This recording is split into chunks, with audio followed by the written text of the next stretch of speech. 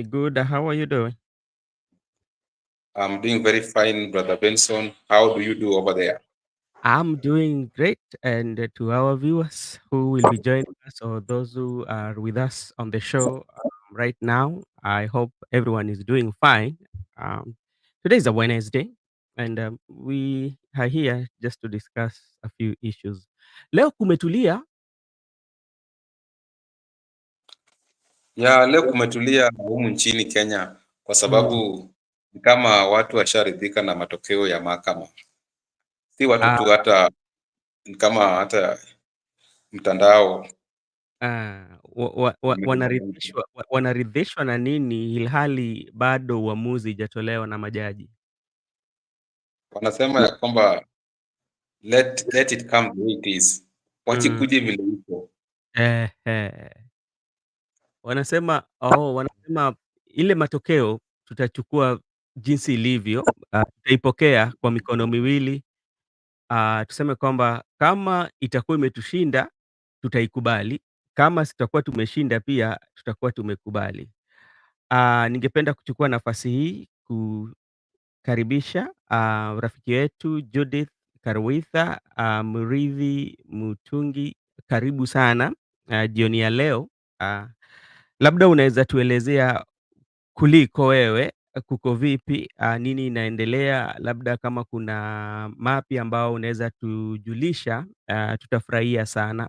Maisha yako imekuwa aje na vitu kama hizo. Tutakuwa tutakuwa tuko sawa.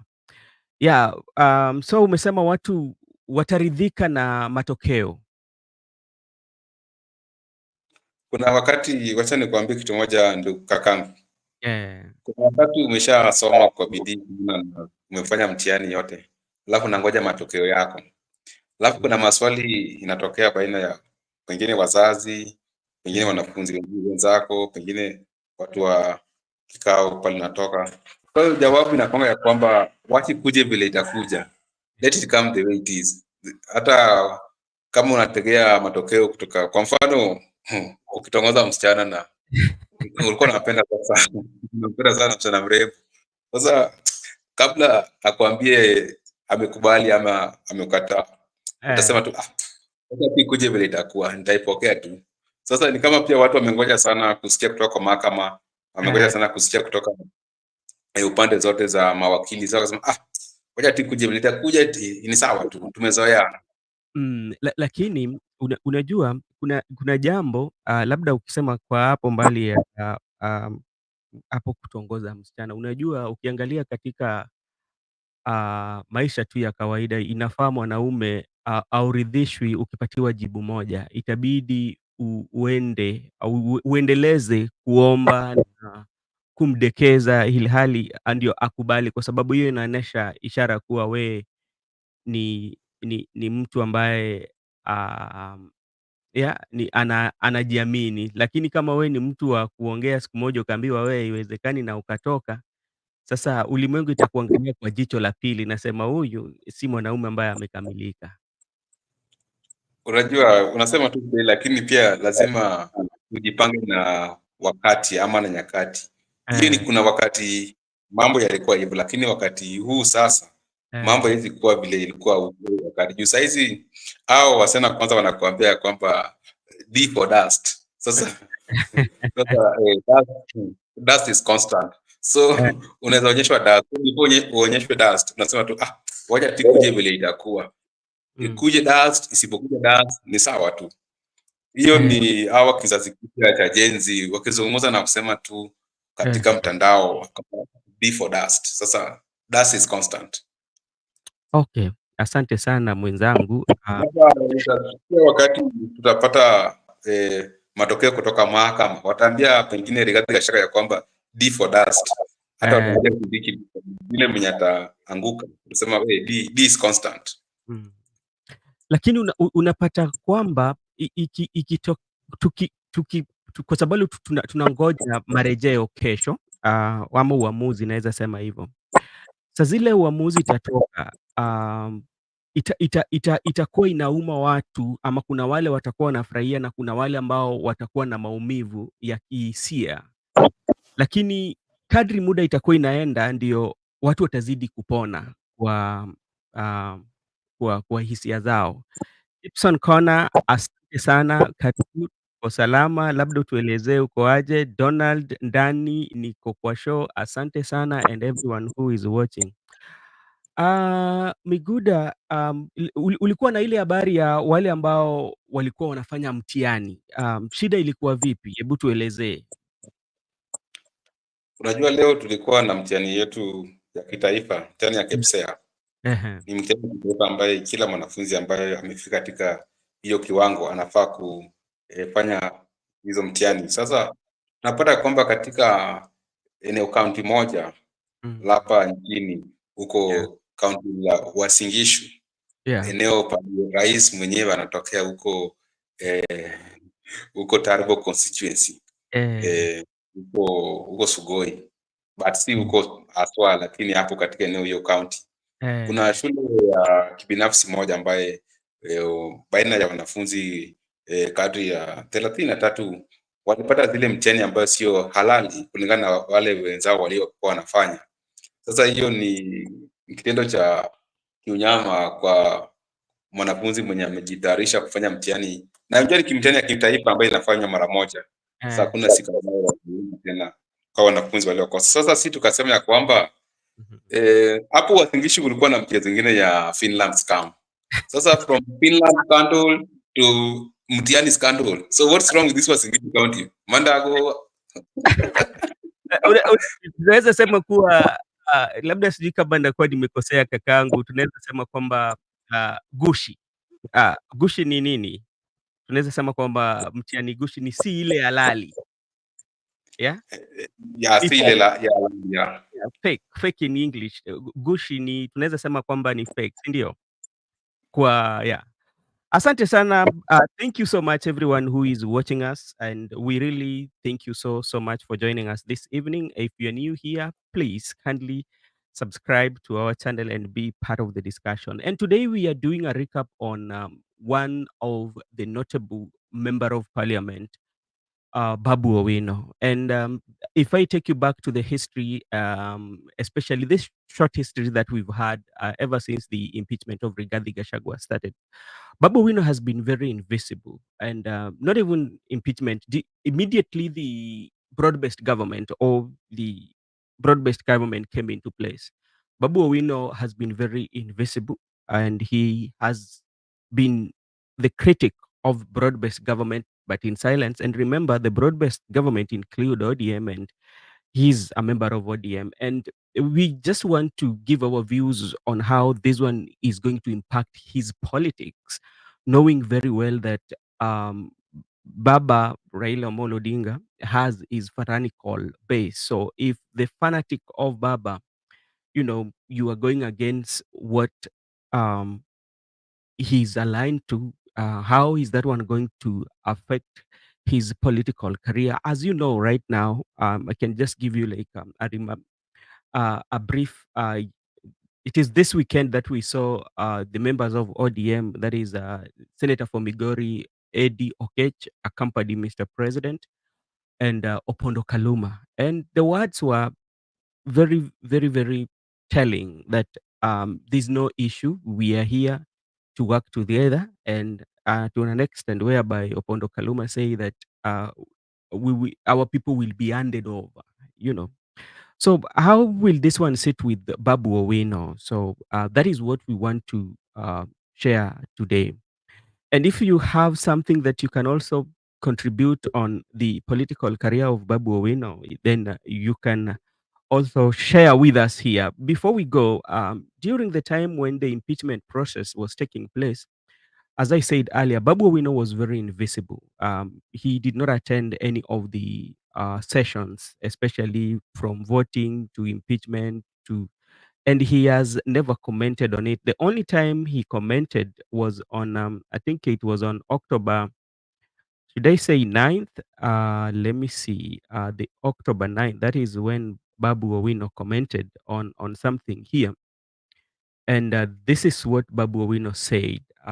He said like this, how can I waste, I quote, how can I waste time? How can I waste my precious whole day discussing discussing about Rigathi when we have serious issues like Adani, a new university funding model, shift, high cost of living, taxation, high taxation, and unemployment, among others. You'll see me in parliament when these issues are presented, but they will not bring them. The speed which Rigathi was impeached should be the same speed used to solve Kenyans' challenges. That was Babu Owino, what he wrote. What is your take on that?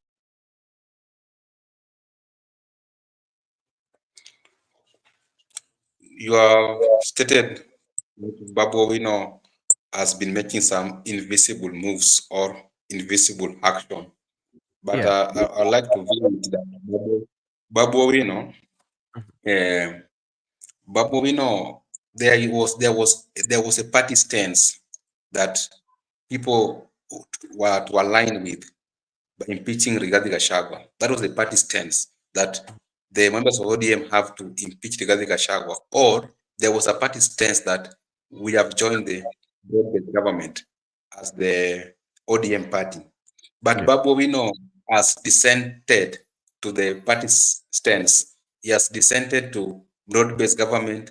He has dissented to impeachment of Rigathi Gachagua. So I can view that Babu Owino is trying to chart, is trying to bring what is called self-determination.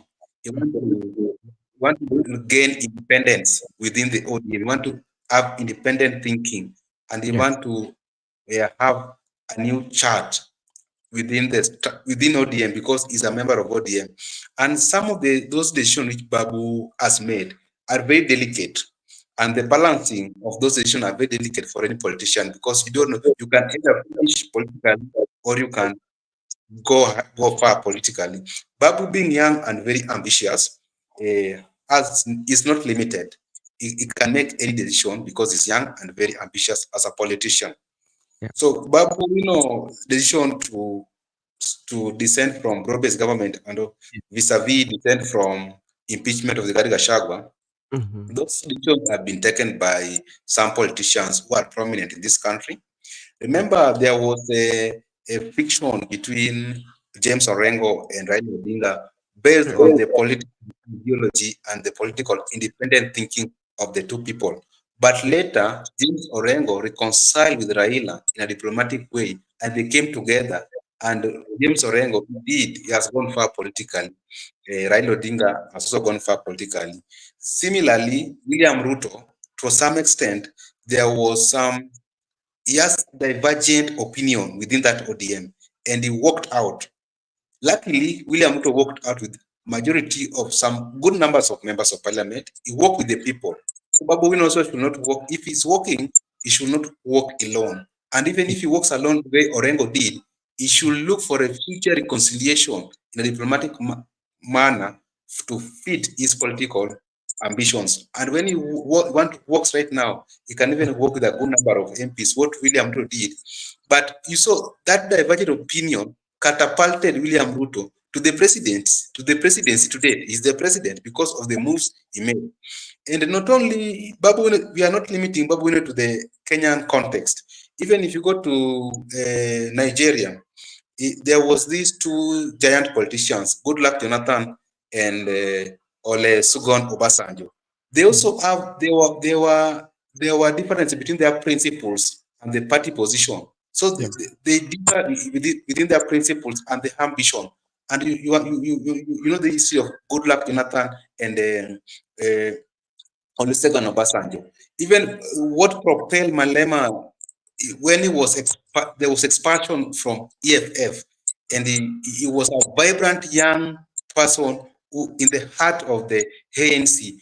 And you see, those leaders who have dissented on the party stance against the majority, to some extent, they are viewed as people who can go far politically. So it will depend on how Babu want to make his own self-determination, the way you want to be recognized. So I believe that it's a very delicate decision and a very delicate balance that we have to make as a politician.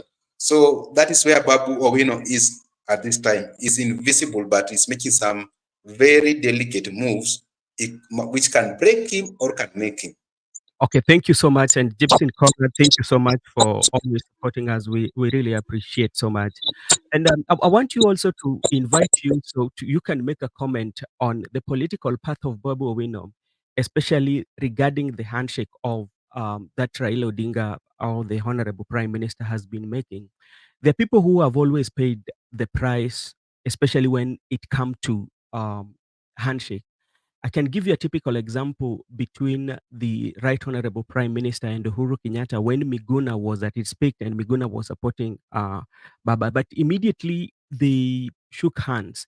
Miguna paid a price. You know, remember how Miguna, I'm not boarding, you want to take me out of my country. And this was because one of the things was the reason that Dr. Miguna was not supporting the handshake.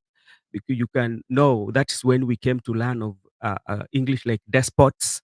You know, we did not know when Miguna was there. So when you look at that, the history of handshake and the the casualty that usually comes with this, and if you look that with Babu Owino, because as it stands today, Babu Owino, he's not supporting the broad-based government. That is a fact. And he has different view based on his actions. And this has been witnessed through the impeachment. Yeah. And he has been a very good critic of the government. Will he pay a price in that? Because that is like uh, really pay a price when you look at even the fanatical base of Raila Odinga and knowing very well that the government is now campaigning for the Right Honorable Prime Minister to come the chairman of AU. See, Surely he will pay, but Babu is also a different case. Babu is not a small thing. Babu is a forced record, and even whether it's a forced record, surely he will pay that price, because look at the structure of the ODM party. The structure of ODM party and the long history of loyalty. Our loyalty has been paid, our loyalty, disloyalty has been punished. The issue of Miguna criticized the handshake government, but Miguna never reached Raila for reconciliation. Unlike the issue of Orengo, where I told Orengo, look for a reconciliation in a diplomatic manner, and he was absorbed. Therefore, there was conformity, and the Orengo has gone for politics. But if Babu have two goals, it can be a long term or a short term effect on his political movements. Short term, based on the structure of the ODM and the long history of loyalty and disloyalty, Babu Owino, he can go ahead and lose the nomination tickets going forward. He can go ahead and also lose committees in parliament. You saw during the broad-based government, he was never rewarded, even party position. He was never rewarded any committee in parliament. And some people were even elevated, some people were rewarded, some people were promoted in those positions. Then Babu Owino can go ahead and also lose if at all he want to be the governor of Nairobi, he can lose the ticket for the ODM party. He can as well lose the ticket for ODM party in Embakasi East. Those are the effects, the consequences of not aligning with the stance of the party when they join broad-based government at the same time when they agree to vote yes to impeach Rigathi Gachagua. So there are some consequences Babu Owino can meet in future, losing the party tickets, at the same time losing the committees in parliament away, but so that it will be as a matter of punishing disloyalty, someone who descended the stance of the party. And it does not end there. Babu Owino, being a young politician and very ambitious, he has also a long you want to inherit support base of Raila Odinga. How do we inherit the support base? You can inherit it within ODM if you can consolidate within the party, or you can walk out of the party, chart your own political path, but you must get the major base of Raila, the Luo community. How do you get the Luo community out of ODM? Those are now the effect. So Babu Owino have been making some utterance because he knows that is in a delicate balance equation in the politics. Like if if ODM cannot reward us, we will reward ourselves. So what does Babu Owino mean by saying that if ODM cannot reward us, we will reward ourselves? Babu is trying to bring an independent mind within the party, within the ODM, consolidating within the party that I can make my self-determination within ODM here. I can make my own independent mind because I'm not alone. I'm with my followers here. I'm with my fan, even if it's a small base fan. But if you cannot listen to us, we will also not listen to you people. So it's trying to chart a political path, either within ODM to consolidate it, or if any case he can't consolidate it, to shift out. But he must make sure that the primary base of Odinga is going to inherit it. And also, one in my last submission, Babu Owino is no longer viewing loyalty as the primary effect in its political vision. He's no longer viewing loyalty as a price for him, because if loyalty was to pay, loyalty has not paid him. So he no longer view loyalty as any price in him in politics. So loyalty comes secondary to Babu Owino. The first thing, the primary thing for Babu Owino here is self-determination, either within ODM or outside ODM. So it no longer view loyalty as any price in politically. So yeah, that's my take. Okay, you've talked about the inheriting of the Raila Odinga base, or taking the mantle from Raila Odinga, but history has it we have quite number of people, leaders from Luo who have tried, yet they've not succeeded. If just to mention a few, I can talk of James Orengo. James Orengo tried, he failed terribly. We have Peter Nyang'nyong'o tried, failed terribly. And even remember when Tuju also did, he was not liked. And if you go back to the history, or if history serves us well, during the time when Tuju was the MP for Ariada, then he made major development in the area, including mobile clinics, if you can remember, and the roads, infrastructure in Rarieda were outstanding. But those notwithstanding, he was still viewed as somebody who was going against the community, or somebody who wanted to get this inheritance. And if you look at Babu too, because back in the some few months ago, Babu would go. You saw how he got a very good reception in Kondele. He went to Homa Bay, Homa Bay County, and he got those reception. And now, with that, will he also inherit, or he will not inherit because Baba is still there? You know.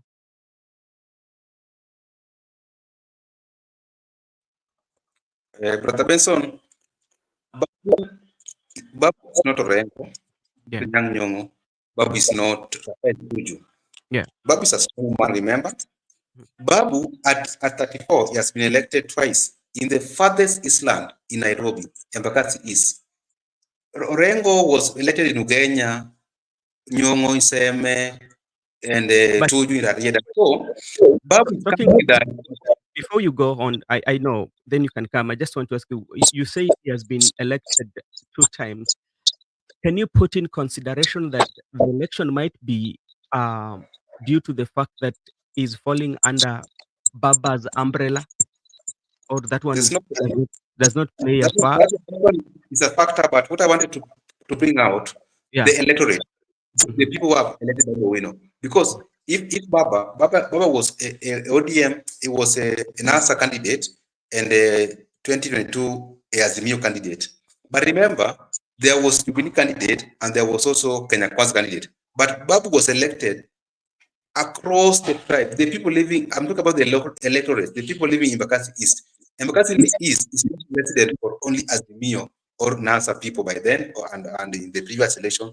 Embakasi East is a home for all the communities in the country.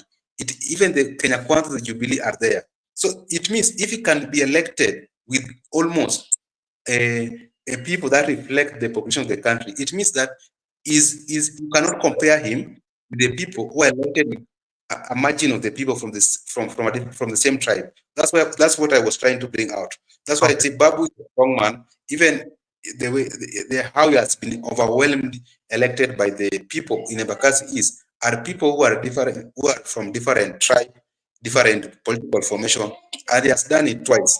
So to that extent, Babu is a strong man compared to the former. Also, Babu depend on Raila for his political future because Raila as well can destroy him politically permanently, and Raila also can make him politically permanently. But Babu as well is also a smart politician, and he is loyal to Baba. Again, there is no way he has gone contrary to the Baba's decision. Only these two decisions that the party has made about broad-based government and impeaching Rigathi Gachagua. And the issue of broad-based government, it was very unequivocal that he went to Capitol Hill and consulted Baba that, Baba, I want to remain in position. I don't want to join with you people. Then Baba gave him a green light to remain in position. So this issue of impeaching Rigathi Gachagua is where Baba has not come out clear to tell the people whether he consulted Baba or not. But most of the time, before he makes any political decision, he used to consult Baba and brieves his fans. So we are aware of that movement. Okay, as probably somebody who has the potential, and I know the bigwigs, especially the in ODM. We might call them the status quo in ODM, might not be very happy with the moves that Babu is making. And look at how the government of Kenya has invested on the campaign for Baba to go to the Addis Ababa because in the event that Baba do not win, do you feel some of his enemies, political enemies, might use it that he did not support the Baba candidature because he was going against the government or was critiquing the government that is supporting Raila Odinga? And before you come into the show, let me take this opportunity to invite, if you're new in this show, this is Brother Benson, and we are kindly requesting you to subscribe to our channel. So if we have discussion like this, you can always enjoy. And also, don't forget to share your view on the political career of Babu Owino, what we are discussing today. Thank you so much. We really appreciate you for your time. Go ahead, Miguda. You have asked that in the event that Baba failed to go to Addis Ababa for Yes. Baba. Yeah. But Baba have been there. He was, I think 2 weeks ago, he was with the Budo Dinga at Addis Ababa. So he will be going even if he Those when they were just taking pictures. They did not have that power even to they were just touring the area. So in the Yeah. circumstances, Baba fails to be elected in Addis Ababa to the AUC chairperson, Yeah. and maybe come back and try to consolidate his support base. Of course, it is true that there have been not only when Baba is going to cannot click that seat, there will be wrangles between the big wigs and Babu Owino. Babu Owino has been a threat to these big wigs from time he joins this ODM. That's why they have been trying to fight him. But Babu is a strong person. He has been also trying to fight back. So if, in case that these people, they don't even like him, and it is there evidently, and the Babu has come out and said that Uoga, they fear him because that's why they fear him to death. They don't want even to meet him. That's why they are always at Baba's residence briefing about this Babu Owino. This Babu Owino is a dangerous young man. We don't like him. But Babu is a good man to some extent because even people say that Baba do not like Babu Owino. But Baba has never go against Babu Owino's wish and decision. And Baba usually tells Babu Owino, Babu, just follow your heart as a young man. Just follow your ambition. I'm fully supporting you. So people might think that Baba do not like Babu Owino, but Babu Owino has come to confess with himself that before he makes any political decision, he first consults Baba. And Baba has always given him a green light. Babu, when you're a young man, I can't limit you. Follow your heart, follow your decision. So what I want to say that power is like a woman, Brother Benson, and power is you have to grab power. Yeah? Like a woman. You have to grab that woman. If you don't grab that woman, you want to be that woman. So Babu must grab this thing from this big week. So it doesn't matter how he will get it. Each and everybody, some people want endorsement from Baba, they're going to Baba's president kneeling down, Baba, come and endorse us to the people. But Baba say, no, I don't need your endorsements. Me, I can take it by myself. So we supporters of strong leaders. I Mhm. don't want to be to mention anyone. We Yeah. supporters of strong leaders. We like a leader who is consistent and a leader who can unify people. And you know the community of Babu Owino, they like someone who can unify them and a consistent, courageous leader. So if that is what Babu can portray to the community, that indeed I have it at hand, then he can't beat these big wigs, because these big wigs depend on the endorsements. And if you are being endorsed, you are a weakling, and we don't want a weakling person to be our leader. We want a strong leader, despite all the opposition. You can face them the way Nehemiah faced all the opposition until he made sure that the temple of God came in Jerusalem to stand still. We want a strong leader who can face opposition. So it's that Babu is facing opposition within ODM. That's a good sign that he's going to be a strong and a future leader. But also Babu should also tread very carefully. I know Yeah. he knows this is a politician, and he got very little advisors, because even he can make a comeback. I'm always saying that it doesn't mean that you have to be a governor or MP 2027. People have made comeback. There's some people who have never been elected, but they have made comeback. So he can still make a comeback. There's no problem. But we should wish him well, the way we are wishing the big wigs well, because he's one of us. As a young person, you don't need to oppose your fellow young person, because if Babu get it, the sense that I can also go somewhere, because you have to push these people. If you don't push them, Yeah. you will not get your space. So you must push them for you to get your space. Okay, thank you so much. And now, you talked about the governorship, and for sure, something that we really know in the politics of Kenya, especially when it comes to governorship of Nairobi, is usually a negotiated position. And when we look at ODM where Babu is, we have Tim Wanyonyi, who is if you remember the last general election was the favorite, and it was negotiated, and he was told, okay, you have to wait, and Rigathi had to come in. So when you look at Babu, because from the fan or the people who are lovers of his policies, the lover of his ideology, and people stand with him, they believe that Babu Owino can be the governor. But now we have this negotiation uh, route. How can Babu Owino navigate that in a way that he doesn't lose the supporters in the umbrella of Baba? At the same time, he gets what he wants or what his supporters wants him to have. You know, by Babu not joining broad-based government, and by Yeah. Babu not supporting impeachment of the Rigathi Gachagua, Babu did not lose his fan base. That's what he was doing. And number two, Babu was swimming with the current political shift of the country. So Babu still remained relevant. That's why we are even discussing him here, because of his relevancy. So that one was a very tactical move. And the issue of gubernatorial of Nairobi, Babu also, I told that this is power. Power you need to grab, you need to take it. You need to do what you can do to have it. Babu have some small steps to make to be the Nairobi governor. Babu first, he must get substantial Mhm. funding of the campaign. Babu Yeah. must get endorsements. It doesn't matter. Endorsement from either Baba, endorsement from either someone who is opposing to Baba. Babu must get endorsement.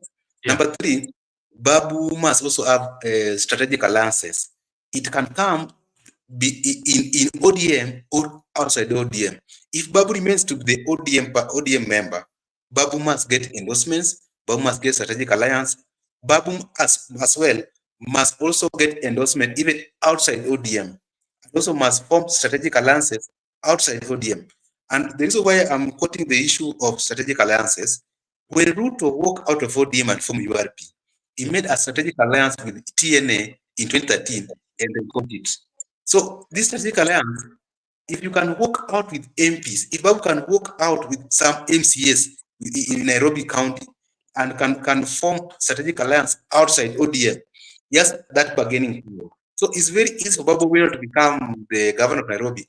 If at all, he can be disciplined and he can focus and he can negotiate across the board. It is not a one-man show. It's not ODM alone.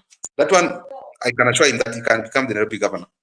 Okay, now you talk about walkout with MPs from ODM, which to me, I find it not quite much very easy because from when you take a picture of ODM, how many of ODM members are very, very, very, very have a stand like Babu Owino, and they have that massive following that can speak their mind.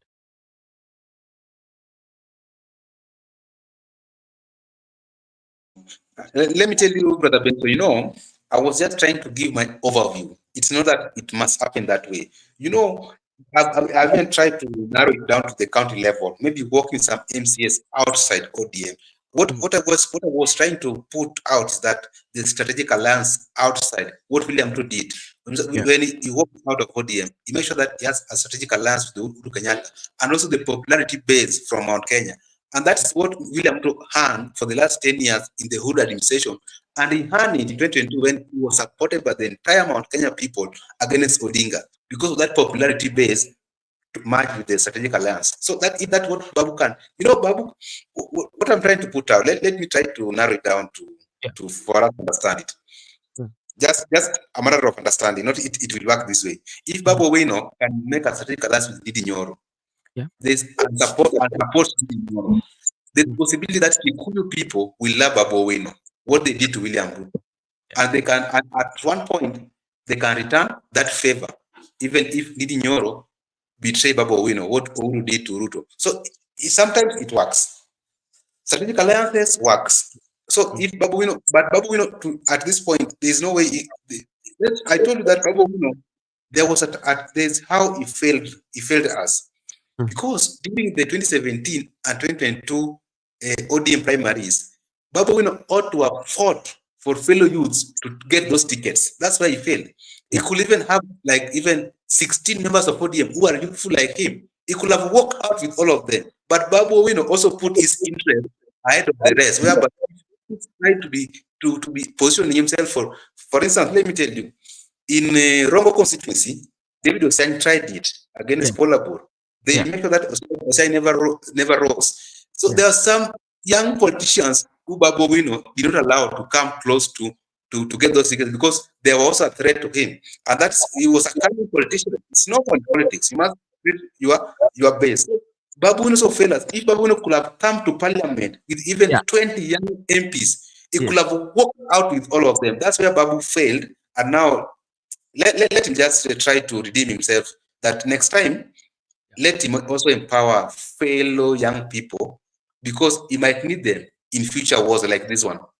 Okay, thank you so much. And I'm still appealing to everyone who is new here and to our new subscribers. I would say thank you so much for joining us. Be part of the family. And again, if you're new here, kindly please subscribe and join the family so that we can have this very nice conversation of the political career of notable Kenyans. This is in the comment section. Gibson Connor say, Babu Owino has to embrace the whole Kenyan public. He has to check his language while addressing the old. Yes, that is something that he has to.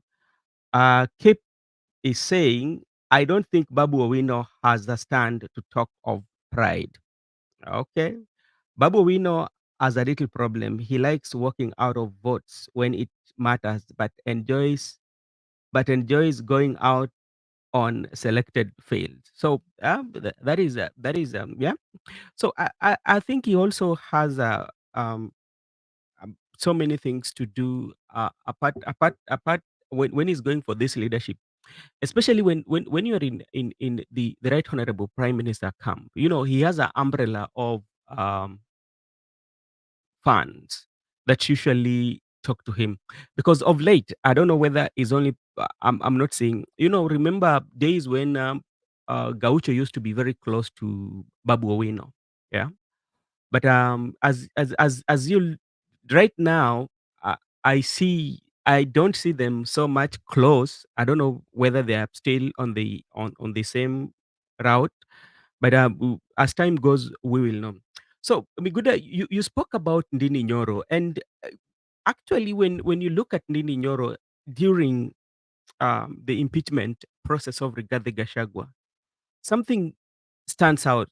They share similarity. There's a similarity in their absence and inability to to to to participate in the process of Rigathi Gachagua. Actually, for Ndindi Nyoro, it started during the finance bill. You know, he was not there in the parliament during the finance bill, and remember he was the chair of the budget committee. So, and you're talking of Babu Owino and Ndindi Nyoro coming together or having that alliance. Do you think that that is the alliance that can work? Because these are young people that they have records in terms of development. You know, their record speaks for themselves. Even in the ranking, one will be number 2, the other one will be number 3, or they are within the top. Do you think that alliance would uplift Babu and um, make the nation view him as a national leader?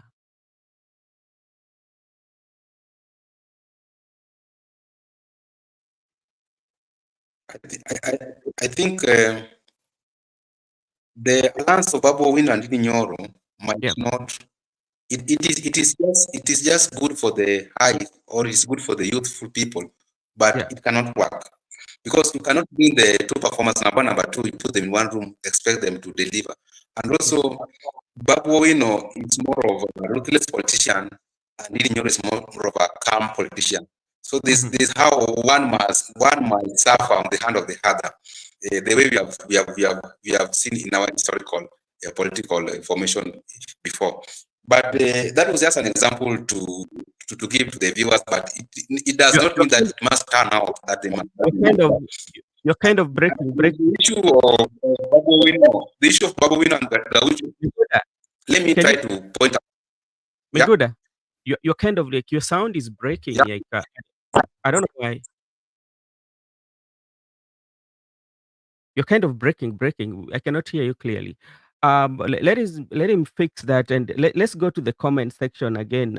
Sorry, Captain. I think I have to request.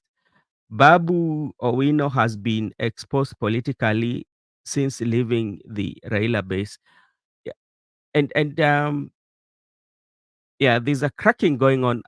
Is it on my is it on my side too, or is only Miguda? Let me know if it is on my side too, because like it was on Miguda's side. I could not get him. I don't what is happening. And Babu Owino will have to uh, he will have to build this base because sometimes the support that he's getting is getting under uh, uh, the the umbrella of Raila Molo Odinga. So if he's exiting or if he's not playing by the book, I don't know whether the the fanatical base of Raila Odinga will um, be with him, because something that happens, you know, today, if you're very keen, you will know or you will realize that those who were criticizing President Ruto during the time when they were not in good terms with Raila Odinga or they did not have the broad-based government, right now they speak good about William Ruto, you know, and they speak good about the government, you know, they tend to support the projects of the government. Yeah. So it tells you like, and the majority of them are Baba supporters, you know, and the issue right now we have with Babu is hey Miguda, you're back? Yeah, I'm back. It was Yeah, about some technical yeah. issue. You had okay, go ahead. Okay, I was saying Yeah, the issue of Gaucho and Babu Owino. That's yeah. what I was trying to correct here. You know what? Some of us are privy to this information. We don't Mhm. just want to bring them on the public. Thus, I see that Babu ought to have assisted some youths in 2017, 2022 nomination to get those tickets for ODM. So those youths could have assisted him to fight this war. Those one of the people I'm trying to point out are people like Gausho, Mhm. because there is how they have complained that those people who are supporting their opponents. Remember, Gausho was given a ticket for ODM, but Mhm. some members of ODM were still supporting the independent person and the ones against Gausho. Those are the things we are trying to correct about this so-called Babu Owino. And Mhm. also the issue of Babu Owino is somehow reckless in his speech. What our viewers just pointed out. That one is true. We are not in denial, and we have said that we are critics of Babu Owino. And even Jesus himself confessed that all of us have sinned and fall short in the eyes of God and man. So Babu is not exception. Even us, we are not exception. Even Ruto had such weird characters, and so we have to correct them because they are leaders and they're future leaders. And I was just trying to point out that the issue of the difference you are seeing, that some youths do not embrace Babu Owino. There are some mistakes that he did in the before, and we do not want to bring them on the public domain because those were personal. Yeah. Okay, and there's so many things that are very personal, including the incidents of Evolve. That still is still going to be there because, you know, and people would argue, despite the fact that that one happened and you've bailed this person, you've paid a lot of money, but remember now, this guy is starting a new life. Yeah, he's starting a new life. This was a guy who could uh, feed his family, but right now he's now picking up. So those are cases that will always be brought into the political limelight. Remember also, Babu Owino declared himself as the opposition leader, and you remember also they had the ground movement that included very lethal uh, member of parliament, Gadoni, you know, and as things stand, you find that people have made decisions. There are those who feel like the alliance that is coming, it will be maybe the William Ruto and the Baba will be on this side, and the maybe the good percentage of the central Kenya will be on another side. And how will Babu navigate this since like he has good working relations with both Wamushomba and he's also in ODM? How will you balance this? And he can also work with Ndindi Nyoro on that. How will he balance this? Put it in equilibrium so that it's very stable. I think Babu is trying to correct MS, but is correcting it in a wrong way. Yeah. Babu, from the campus, he has already built that national figure. Because at campus, we have students from all sorts of community. We have the Maasai comrades, we have the Turkana comrades, Kikuyus comrades, Luos comrades. There are all sorts of comrades in campus. So Babu is in parliament. He want to build that national network. Already he has that national network in the university, and that's why you find people like Gitonga, MP for Manyata, was Babu's schoolmate. People like this Mkurueni MP was Babu's, in fact, classmate. So Babu had that national network he had it at university. Babu now should have focused on how to inherit this law base. That is trying to correct the mistake. That's why he brought things like Team Ground. Look at the composition of Team Ground. People like Edwini Wamushomba, Amo, those people share same ideology with Babu Owino. So he doesn't need to go and work extra hard. Babu need to have walked out of this ODM party with a good number of ODM. That is a good number of members. That's when he was going to get it right. But let him not try to do the same thing twice, because he already had that national outlook. He doesn't need to go for that national outlook. He need to see how he can inherit this throne. And look at Nairobi now. Look at even that Team Ground. Caleb Amisi was one of the team. So it means even within the Team Ground, there were some snitchers. There were some people who came there to there were more. Yeah. So Babu needs not to concentrate too much on that national outlook right now, because already he built that network at the university. So he ought to have looked at how can I get this low base, because Luos, once they love you and they love you, there's no way you can get that love out of Luos. And once they are convinced that you are their leader, they will follow you even to the point of death. They will support you all with all their heart, their soul, their mind, their strength. The only thing they don't support you with is their resources, but they will support you. They will support you fully. So if you can get their support base, you are good to go. Okay. Thank you everyone for being with us on this show. We really, really appreciate you big time. And if you're new here in this channel, kindly subscribe and be part of the conversation. And we are here. We are still discussing about Babu Owino. And as we discuss Babu Owino, quite a number of ODM members have come out to distance themselves, and they're not supporting the extension of time limits for members of parliament. The bill that was brought by Cherargei. Is there are they genuine?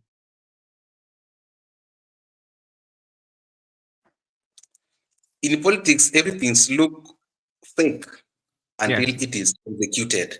So whether they're genuine or not, you can't tell now. Let us wait until if that time that bill is fully embraced by the House or not, then we believe that they are genuine. Because even during the broad-based government, Raila was like, I'll not support William Ruto.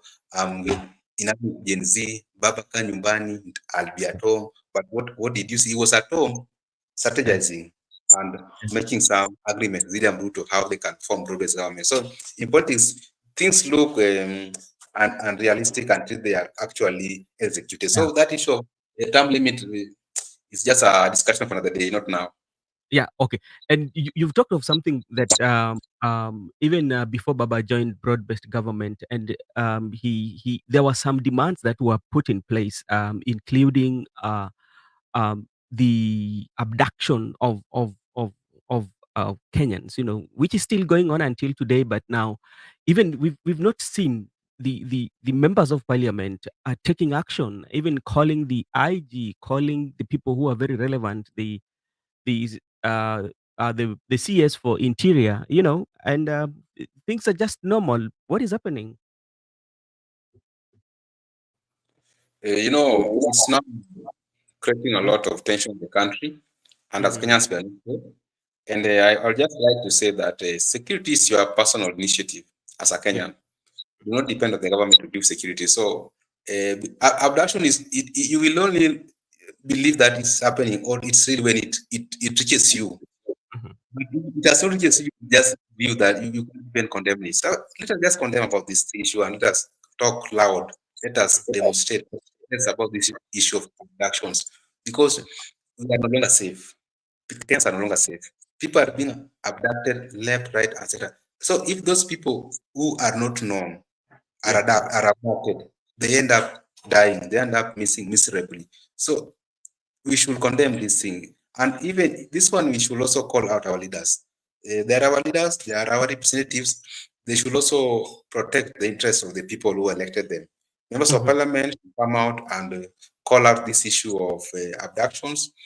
It's now causing alarm in the country because I told that we are not safe. Even no one is safe. You can't tell next step who's going to be abducted. Therefore, even ODM, even if they are in the broad-based government, let them continue let them continue with the objection they used to give out to the members of the public that they used to call out things like abduction, they used to call out things like release of people arrested unlawfully. They see that they're in opposition. So let them just go on with the opposition work. Let them not be in opposition and they don't want to carry out their role.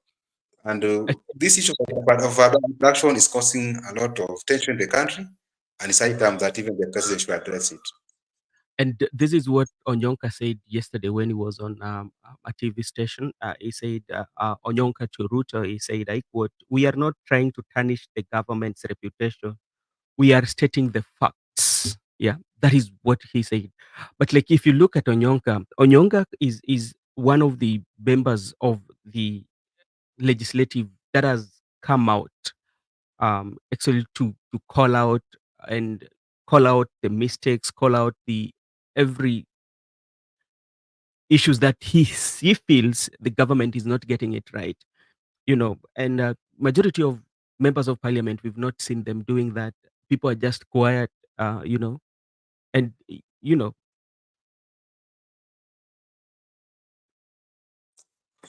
I don't know what's happening in the government. Sometimes it's very hard yeah. to talk about them because actually we don't understand what's happening in the government. Mm. If at all abductions are there, people don't even. I don't know if members of parliament have been compelled not to talk about it. They have been suppressed. I don't understand. I don't understand why even our judiciary is not the only body which is talking about this abduction and is or is talking is criticizing it. The LSK body, Yeah. no Mm. such a forum, led by Faith Odhiambo, the president. They're the people who have been on the mainstream media, the people who have Mhm. been in courts, the people who have been in police cells, condemning this issue of abductions, but everybody's quiet. Trade are quiet. Even the call to people, they're quiet. I don't know. So I'm not agree with what's happening in the country, but it's not a good thing. Okay. Now, let's come back to Babu Owino because if you go to the text that I read that Babu Owino posted on his one in some of his social media, he talked of so many things that uh, which I felt like majority of leaders are not taking them into consideration. And even though, like yesterday, I saw the shift was working in some areas, but in some areas, some few Kenyans were still finding it very difficult to get medical attention or to get medical services. And Babu Owino, he says um, I'm talking about uh, have serious issues like Adani, new university funding model, the shift, high cost of living. These are some of the things that the majority of leaders are not talking about, and Babu is doing it. He keeps on talking about this. Can this one also make it him to have tension with fellow members who are not very vocal on this end, and maybe see him as somebody who is very rebellious or somebody who is very critic of the government, you know? And that's why I told you that Babu Owino is declaring self-determination. Mhm. Because Raila said that Adani is good, Yeah. Adani can go on. Babu, who is a member of his party, is saying that Adani should go. Raila Odinga and the ODM fraternity, they have no issue with the new funding model. Yeah. Babu Owino has a problem with the new funding model. The ODM guys have no problem with the impeachment process. Babu have Yeah. said he has so many things to attend to other than impeaching a deputy president. And indeed, he has been attending to those his duties as a member of parliament because we have even seen him issuing, donating some buses to schools in Bakassi Mhm. East. Also, Mhm. there's an ongoing classrooms which is going to be a magnificent one in that region. Mhm.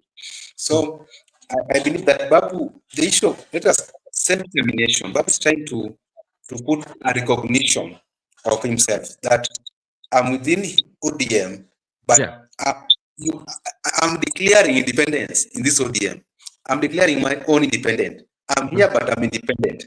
I'm here, but I'm not following anybody's stance. I'm not following anybody's. I'm here, but I have a stand. I have an independent political ideology other than what you subscribe to. So I even want empowerment of autonomy that I'm here, but I have a say. If you can't listen to what I'm saying, Mhm. I'm also not going to listen to you. You people who are supporting Adani is supporting impeachment. But as for me, I also have my say. It's declaring empowerment of autonomy. So that's a very dangerous leader who have within circle. And those are the brains of revolutionaries. That is Babu Owino, and ambitious young politician. So Mhm. people thought it's a joke. It's not a joke. We are not threatening the big wigs, but we're just telling them that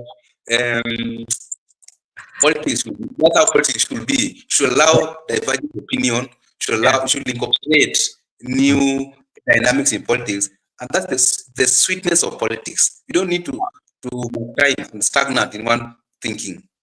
Okay, thank you so much. Mr. Laban Misiani, karibu sana. Na Laban anatuambia kwamba Babu Owino, Babu Owino is on his way out of politics. That is Mr. Laban. Thank you so much.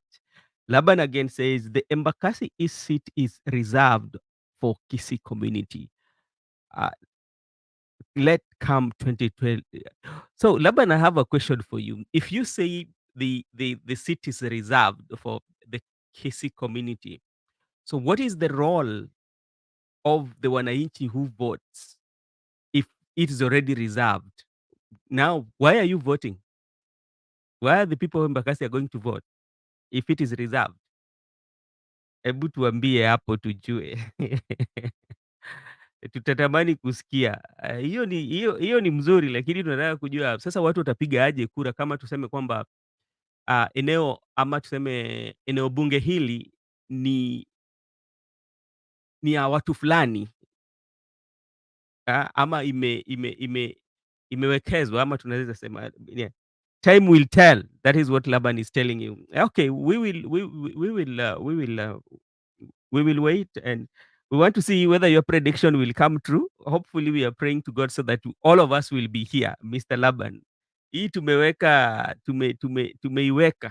tumeiweka mahali tunangoja hii this your prediction tutaiona. Miguda, I know tomorrow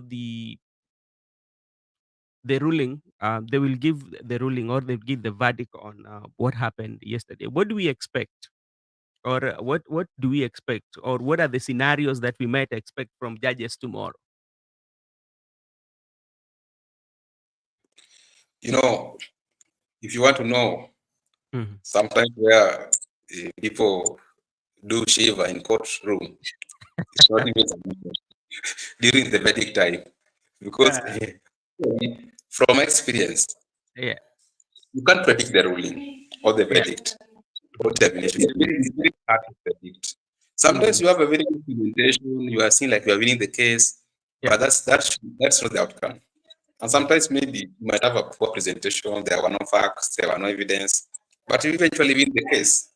So tomorrow but most of these rulings, they do not favor majority. I don't think they do favor majority. Even look at the presidential position, even look at the DBI. So It- tomorrow will be a sad day for many of us as a country. uh, And some few might be celebrating State House. You yeah. know them, the friends of the boss and the boss.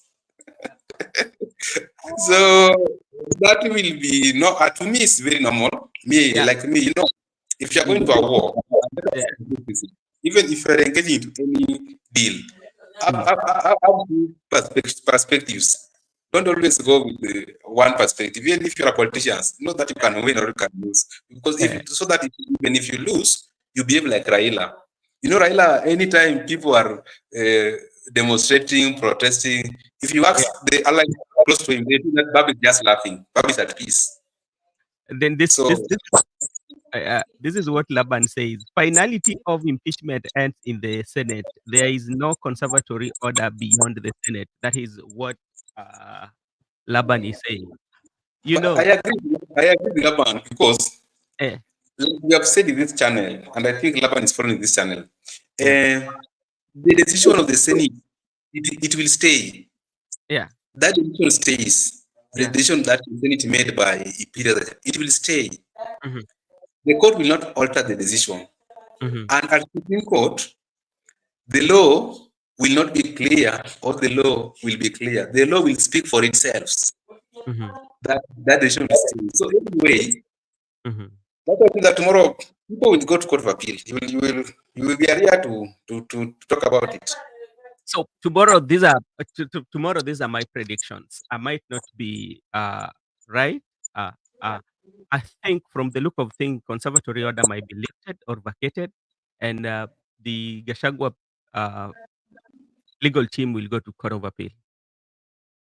And when they go to court of appeal, by the time they are going, I think also what I don't know is whether court of appeal can put uh, order or can give another order to stop the swearing in of deputy president designate. Yeah, that's just from the look of things on how things are unfolding, because you say that sometimes it doesn't favor the majority, yeah. And this one will be knocked down on technicalities. Very simple. Not even like something that people are not seeing. I think the judgment will be made on a very, very simple technicality, and that will be the end of it. Provided that the ruling has been done, boom, that is the end of it. And uliongea kuhusu, you have to two things. Unajua, mi nakumbuka wakati tulikuwa college. Gachagua is not in the office court. Well, let me see what Laban is saying. Gachagua is not in office courtesy of the Senate vote. There is no further conservatory orders. Okay. Thank you. Mi nakumbuka wakati tukiwa katika college kulikuwa na one of the unit, it was called quantitative techniques. Ni kama tu hesabu. Ilikuwa matata. Saa zingine unatoka kwa mtihani unaona kumbe umefanya vizuri, eh? Okay, this is another thing. I like when Babu Owino bragged that a total of 287 kids are named after him in Embakasi East. Does it mean a thing? Well, it could also be a fan base. I can't see Babu leaving politics. Yeah, those are things that are motivating him.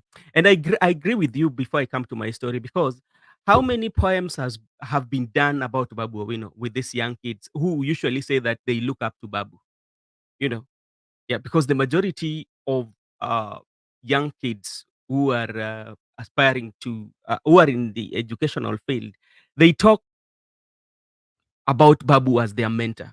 So that also is good. I don't think he's going to leave political career. The only challenge that Babu might have is the fan base that he enjoys.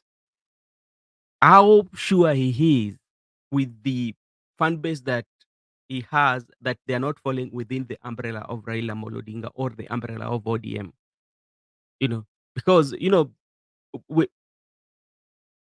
when you look at the politics, or you look at the sometimes some of the members of parliament, they capture these seats not because they're loved by people, but they capture these seats because they have those political parties. So first of all, the political party give you that avenue because of another personality that is there. And if you're very keen enough, where majority of politicians, especially those are in ODM and UDA, the place where they usually have difficulties is the nomination. That's where if you can pass the nomination, you are done. Yeah.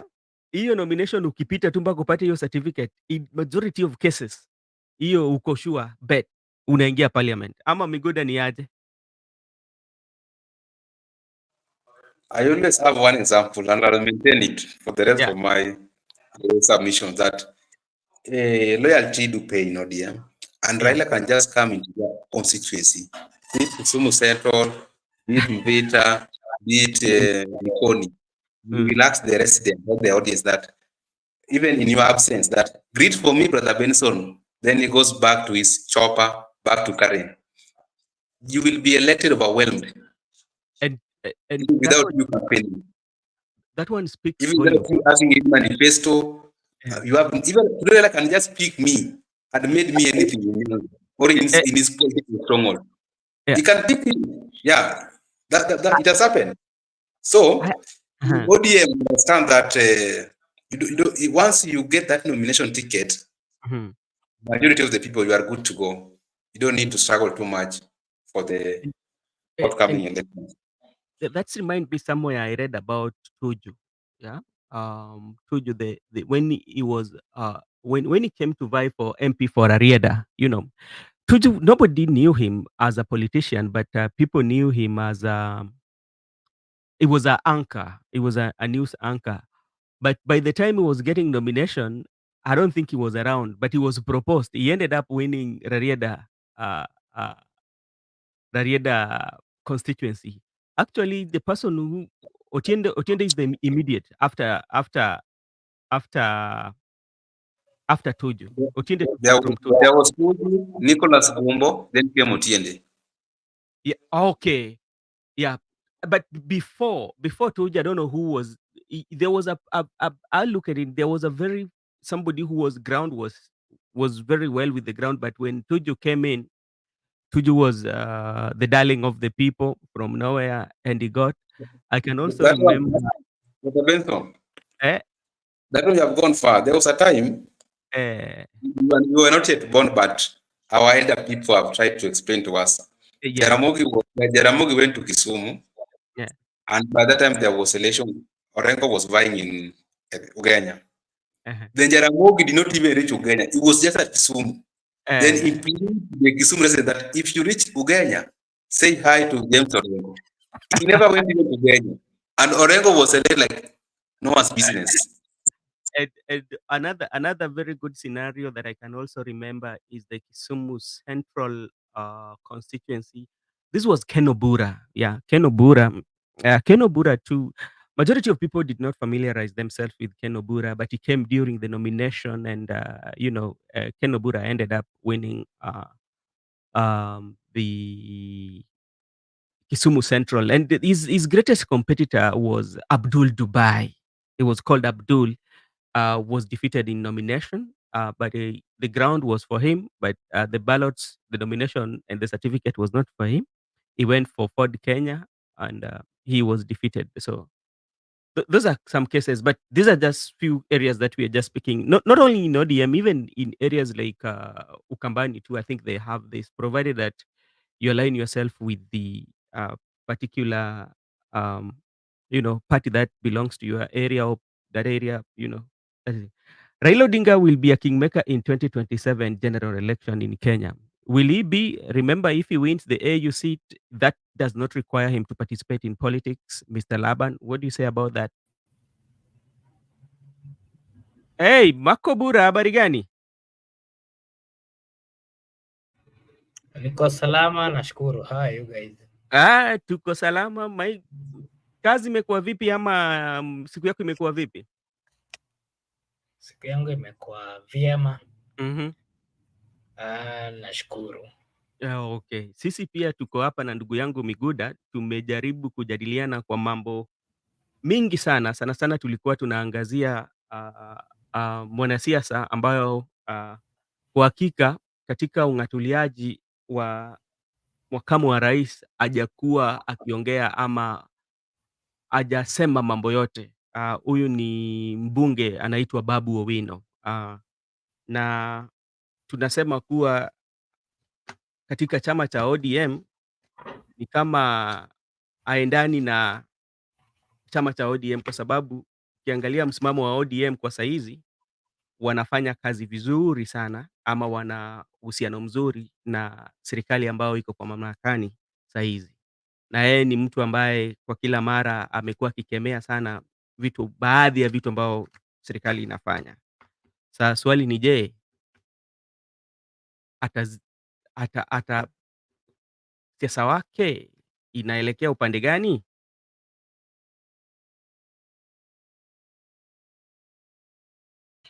Okay, thanks. Okay, thank you. Yeah. On the issue of Babu Owino, Yeah. I think the political behavior of Babu Owino is one that any serious politician who has a future interest in politics Yeah. should actually study his character politically, because Babu Owino has followers in the in the whole country. That's a fact.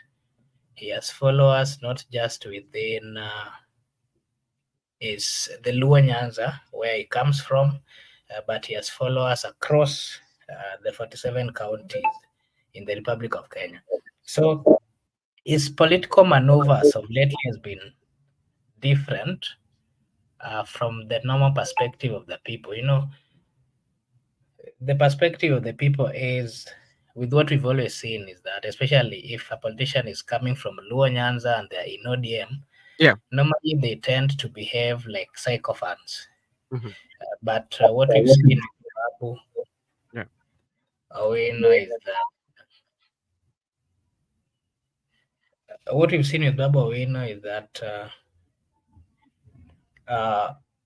is not behaved like a sycophant, but instead he has behaved like an independent political leader who is not swayed by the political move or the political wave of ODM. Mhm. Is a politician who is not being swayed by the influence of one Raila Amolo Odinga, who is the political party leader ODM, but in many instances we've seen him making stand by himself, giving his opinion independently without really being coerced by the political waves of their party. So I think that's a good move that we've seen from him. And again, one thing that we've also noticed with him is that he's a leader who is not fearful. You know, the reason why Raila has lasted in the political environment for quite some time is because he's had a stand, and in that stand, he has been seen as a leader who is not fearful. What the people of Kenya wants, and even in Africa, is a leader who is not fearful. A leader who can make a stand and stand with it. A leader who can pronounce himself something and, you know, maintain that stand. You know, somebody like, for instance, somebody like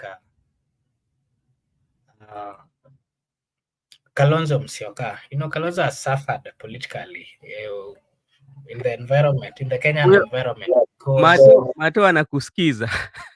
Mato.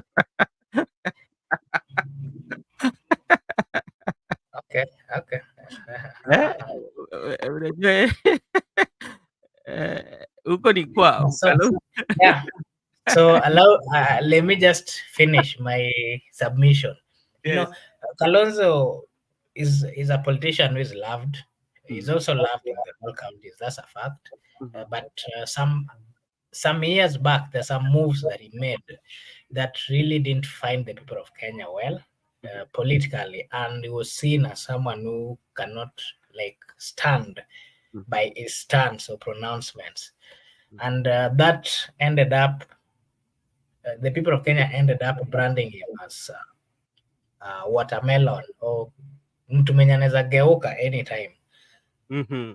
We've not seen that with Babu Owino. We've seen him even contradicting his bosses and standing with it, so long as he believes in that. So politically, I personally like the political movement or behaviors of one political characters of Babu Owino. He's shown that he's a leader who can be trusted. He's shown that he's a leader who is very courageous. He's shown that he's a leader who cannot be coerced to make moves just because some political leaders have decided so. So let me ask you, Makobura and Mato, thank you so much. Salimikeni, my friends, just turning on. Leo nimechelewa, asante, hujachelewa kaka. I hope you're doing good. Mato, welcome. Okay, huyo ni Ruto appointed Kindiki within him. Ruto appointed Kindiki within him resigning secretly for a week. Okay. Yeah, hizo za ndani hizo. So, you know, you've talked about like Babu Owino is somebody who has a stand. And when you look at the politics that we have, you find that majority of politicians, it's not very, very clear to know what they stand for. Yeah. They have like this behavior of moving goalposts. You know, as we can testify today that right now the ODM is working with the government where they say they would not work, and you know, and now they're supporting that. So that is politics. How will Babu navigate that politics of changing goalposts and maintaining that that what I stand for? That sometimes it's very difficult to find it in the Kenyan politics. And how will that what he stands for outweigh the support base of Baba that he enjoys? So maybe if you can assist us in understanding that, that one will be okay. Or Miguda, you can answer that. Oh, are you done, Makobura, or still on the phone? Sorry for that. I was being called by I was giving an update. On anything. One of us. Yeah. He wanted to join, and so I was trying to help Oh. him. That is Mr. Barak. He's joining soon. Okay, that will be okay. Yeah. So what I was asking was like if you look at about, because you've talked about what we stand for or what somebody stand for. Yeah. That if I see Babu Owino, I know this are what Babu Owino stand for. And we have also the this behavior where majority of members of parliament or leaders, they keep on switching goalposts. You cannot really tell what is he standing for. As you mentioned, His Excellency Kalonzo Musyoka being given a name. Yeah, how will he navigate that in such a way that he maintains what I stand for and also not lose the uh, not lose the Raila support base? Okay. First, remember that I've said that one thing that has made Babu Owino to flourish or to have power, to be felt by the people of Kenya, especially his political character, is because of his stance. You know, especially, let me just give you this narrative of how Raila became a political leader, especially one that is respected in the Luo Nyanza. The moves that Raila made getting into politics are very serious moves that helped him to for a long time remain relevant in the politics. So I think Babu as is following his footsteps. For instance, if you remember how Raila became even took over the leadership from his father. Remember, his father had people that he preferred, and he was coaching so many people. And if you can keenly remember, there were so many Luo politicians who were strong, not just within Luoland, but even the western side, that is the lawyer side, who were very strong, who would take over from Jaramogi. But what Raila did is he confronted these people Yeah, and showed to the republic that he was able to handle pressure as a political leader. And that move made the people who followed his politics believe that this is a guy that can be trusted. This is a guy who can uh, lead us, and that is what helped him. In my opinion, that is what helped Raila remain relevant. So, above all, I think from what I'm seeing, the yeah, behavior of Babu Owino is confirming the same.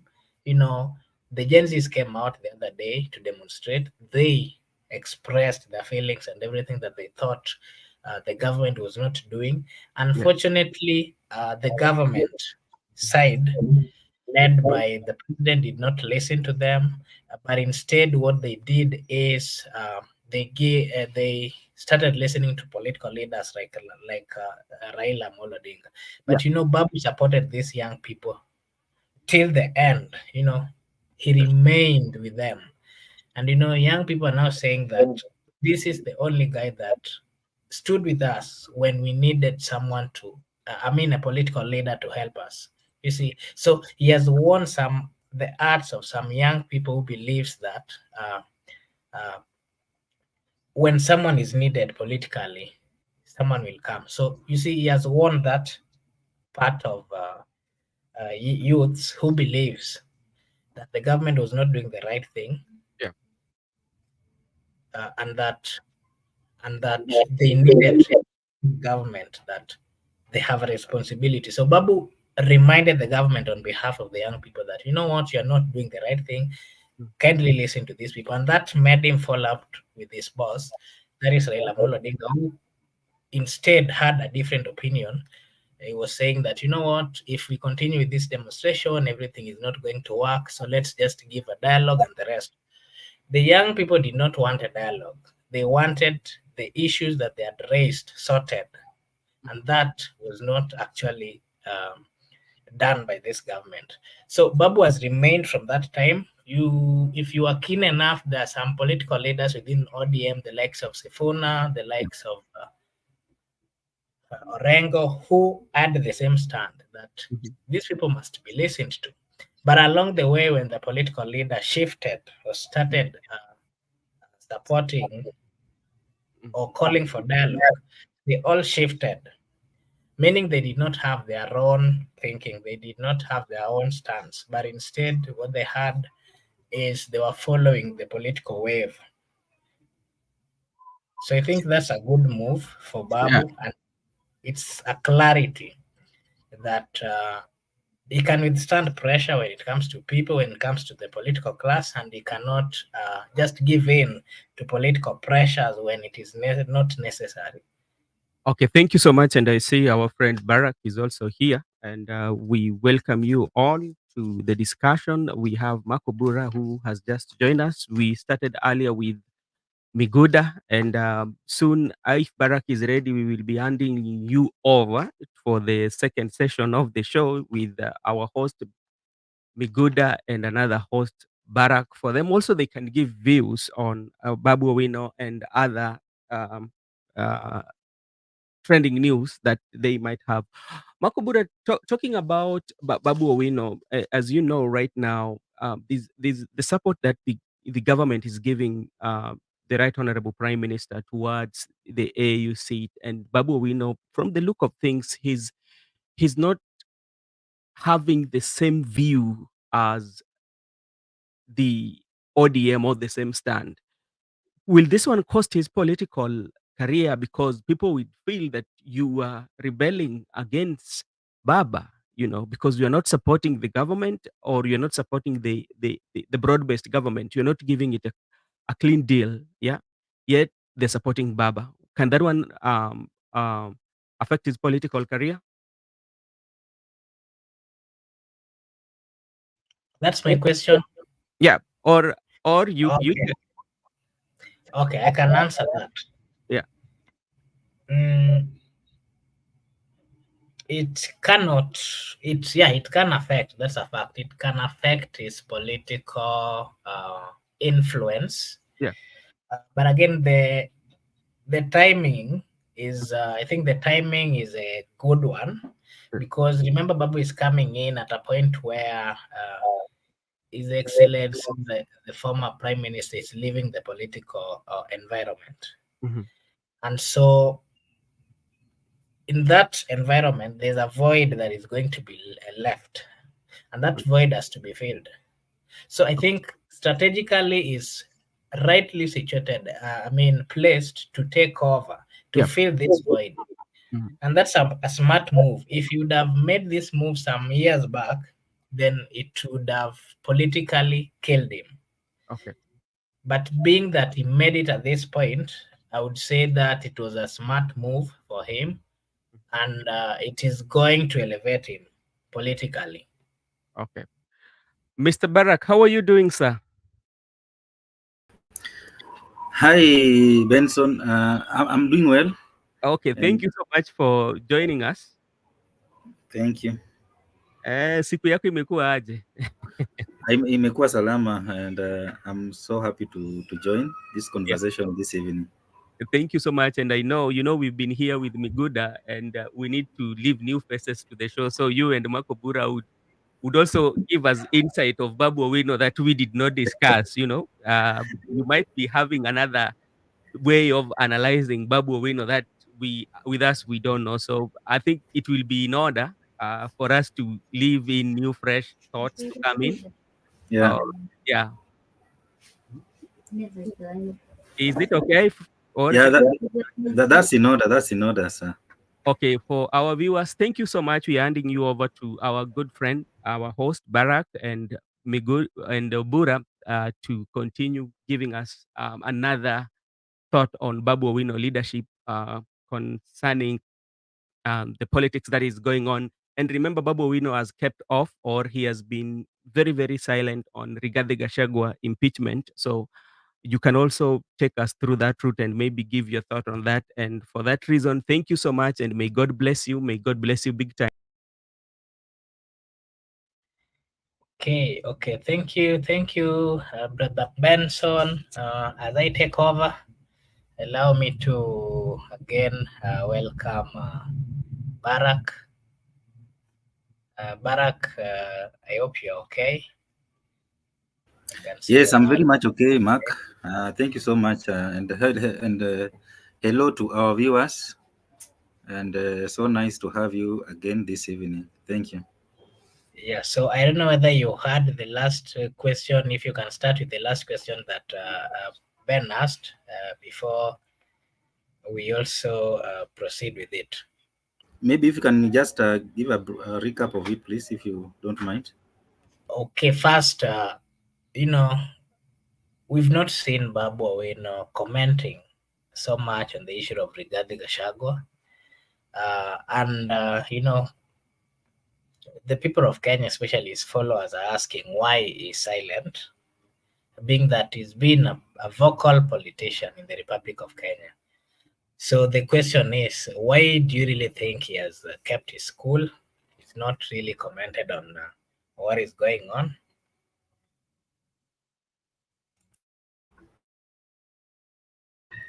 Well, I think by failing to take side on the issue of Rigathi, the Rigathi Gachagua impeachment was a matter of national interest, and leaders who we consider are national leaders took stand, and you can even see that even the likes of Kalonzo Musyoka, Eugene Wamalwa, they took their stand. They opposed the impeachment, and many other leaders supported the impeachment. So leadership sometimes requires that you make a stand, so that your followers will know which side you belong to. And I find it so. I think it's like being a cowardice act when he said that that the issue of Gachagua is not a matter of priority to Kenyans. That's one way of avoiding responsibility as a leader, because when an issue is a matter of national interest, and you are saying that it's like you are wasting your time talking about it. I think that is one way of avoiding making a decision, because one way you don't want to offend the supporters of Gachagua. On the other hand, you don't want to offend those who are supporting the impeachment. So you are just there, and as a leader, sometimes, even if it means making very difficult decisions, that is what defines leadership. Those decisions that are very tough. And if you look at the political journey of Raila Odinga, of one Raila Odinga, you will see that what has shaped his political journey is because he has been making very difficult decisions and convincing his followers, and along the way, people start agreeing with him. They think, okay, we are not seeing this issue the way you are telling us, but now, because we have really delved deep into this issue, we can really share with you your opinion. You remember, he has been even making very tough decisions that are not popular at the moment. Even if you remember his handshake with Uhuru Kenyatta, if you look at his handshake with Moi, those were very difficult decisions that were so unpopular at the moment. But at the end of it all, you find that people agree with him. So as a leader, tough decisions are what shape leadership careers, are what build political careers. So I think I can fault him for not making his stand known on the issue of Gachagua's impeachment. Back to you, Mark Obura. Okay, thank you, Mr. Barak. There's also this question that is being asked by so many Kenyans. People are asking that politically, any politician, especially those who are coming from Nyanza, whenever they tend to come to the limelight, if they're not supported or they're not given the authorization politically by one Raila Amolo Odinga, they always find they always find it very slippery. And we've seen so many politicians who have tried to go against him, and politically they've gone silent. The likes of Kidero, the likes of so many politicians, especially those who are coming from the Nyanza region. So my question to you is, being that he's now going against the political wishes of one Raila Amolo Odinga, how is this going to affect his political move? Is it going to give him a chance to get to understand, get to become relevant in the Republic of Kenya, or since he's going against the wishes, the political teachings or wantings of Raila Amolo Odinga, like, what's your take? Is it going to affect him politically or help him? Well, you know, when you want to inherit the throne, when it still have someone occupying the throne, most of the time things might not go very well for you. And if we just look even into the journeys of this senior most politician, from Raila Odinga to even Uhuru Kenyatta, even William Ruto, you find that Raila Odinga never dethroned anybody from the Luo leadership for him to take over. It was the demise of his father that created that vacuum, and he utilized that vacuum very well. I heard you are discussing that we had so many leaders that had risen around Jaramogi Oginga Odinga, who are willing to take over from him. And remember, by the time Jaramogi was dying, even James Orengo was very powerful in Luo politics. And you know that so people expected that Orengo might take over the mantle from the Luo leadership, but the actions of Raila Odinga after the demise of his father is what created who Raila Odinga became, because he wanted to take over the reign of Ford Kenya, and it didn't work out for him. And in 1996 he resigned from being a member of parliament of Langata on Ford Kenya ticket, and he formed his own political party, the National Development Party, NDP. And he vied as in a by-election, and he came back as a member for NDP in parliament. And based on that decision, in 1997 election, a good number of Luo politicians vied on NDP, and they won election, with the exception of Game and Ugenya, because Orengo and Game, I think it was Joe Donde, who still vied on Fort Kenya, and they won. But now look at the journey from 1997 to 2002, when Orengo differed with Raila Odinga, and he even vied for the presidency. And Orengo even lost his parliamentary seat to a little known Bishop Rachir, Bishop, I think I was called Rachir. So you find that Orengo had to come back to Raila Odinga and be loyal to Raila Odinga for him to now to gain his full political lifeline. And from 2007, when he recaptured his seat, up to, I think it was Bishop Ondiek, up to now, Orengo has been one of the most loyal supporters of Raila Odinga. Look at Professor Nyang' Nyong'o, who went against Raila Odinga in 1997. And remember, he even lost, and he was nominated to parliament by SDP, courtesy of Charity Ngilu. And in 2002, when Nyong'o got a final opportunity to reunite with Raila Odinga, Nyong'o has never left Raila's feet. And you see right now he's being handed over the leadership of ODM in an acting capacity. So this tells you that when someone is sitting on the throne, dethroning this person might work against you, depending with the circumstances that are surrounding that particular area. Remember Uhuru Kenyatta. For Uhuru Kenyatta to rise to be the president of this country, he never went against Mwai Kibaki in 2007. In fact, people castigated Uhuru for being the first opposition leader to support the incumbent president to win a second term. And he supported Kibaki, and knowing very well that Kibaki is going to lead for 5 years, and he's going now to cement himself as the leader of Mount Kenya. And it worked for him. He never confronted Kibaki. He never fought Kibaki, after realizing that he needed Kibaki, that loyalty, to take over the leadership of Mount Kenya region. And he became the president and ruled for 10 years. Right now, he's a retired president.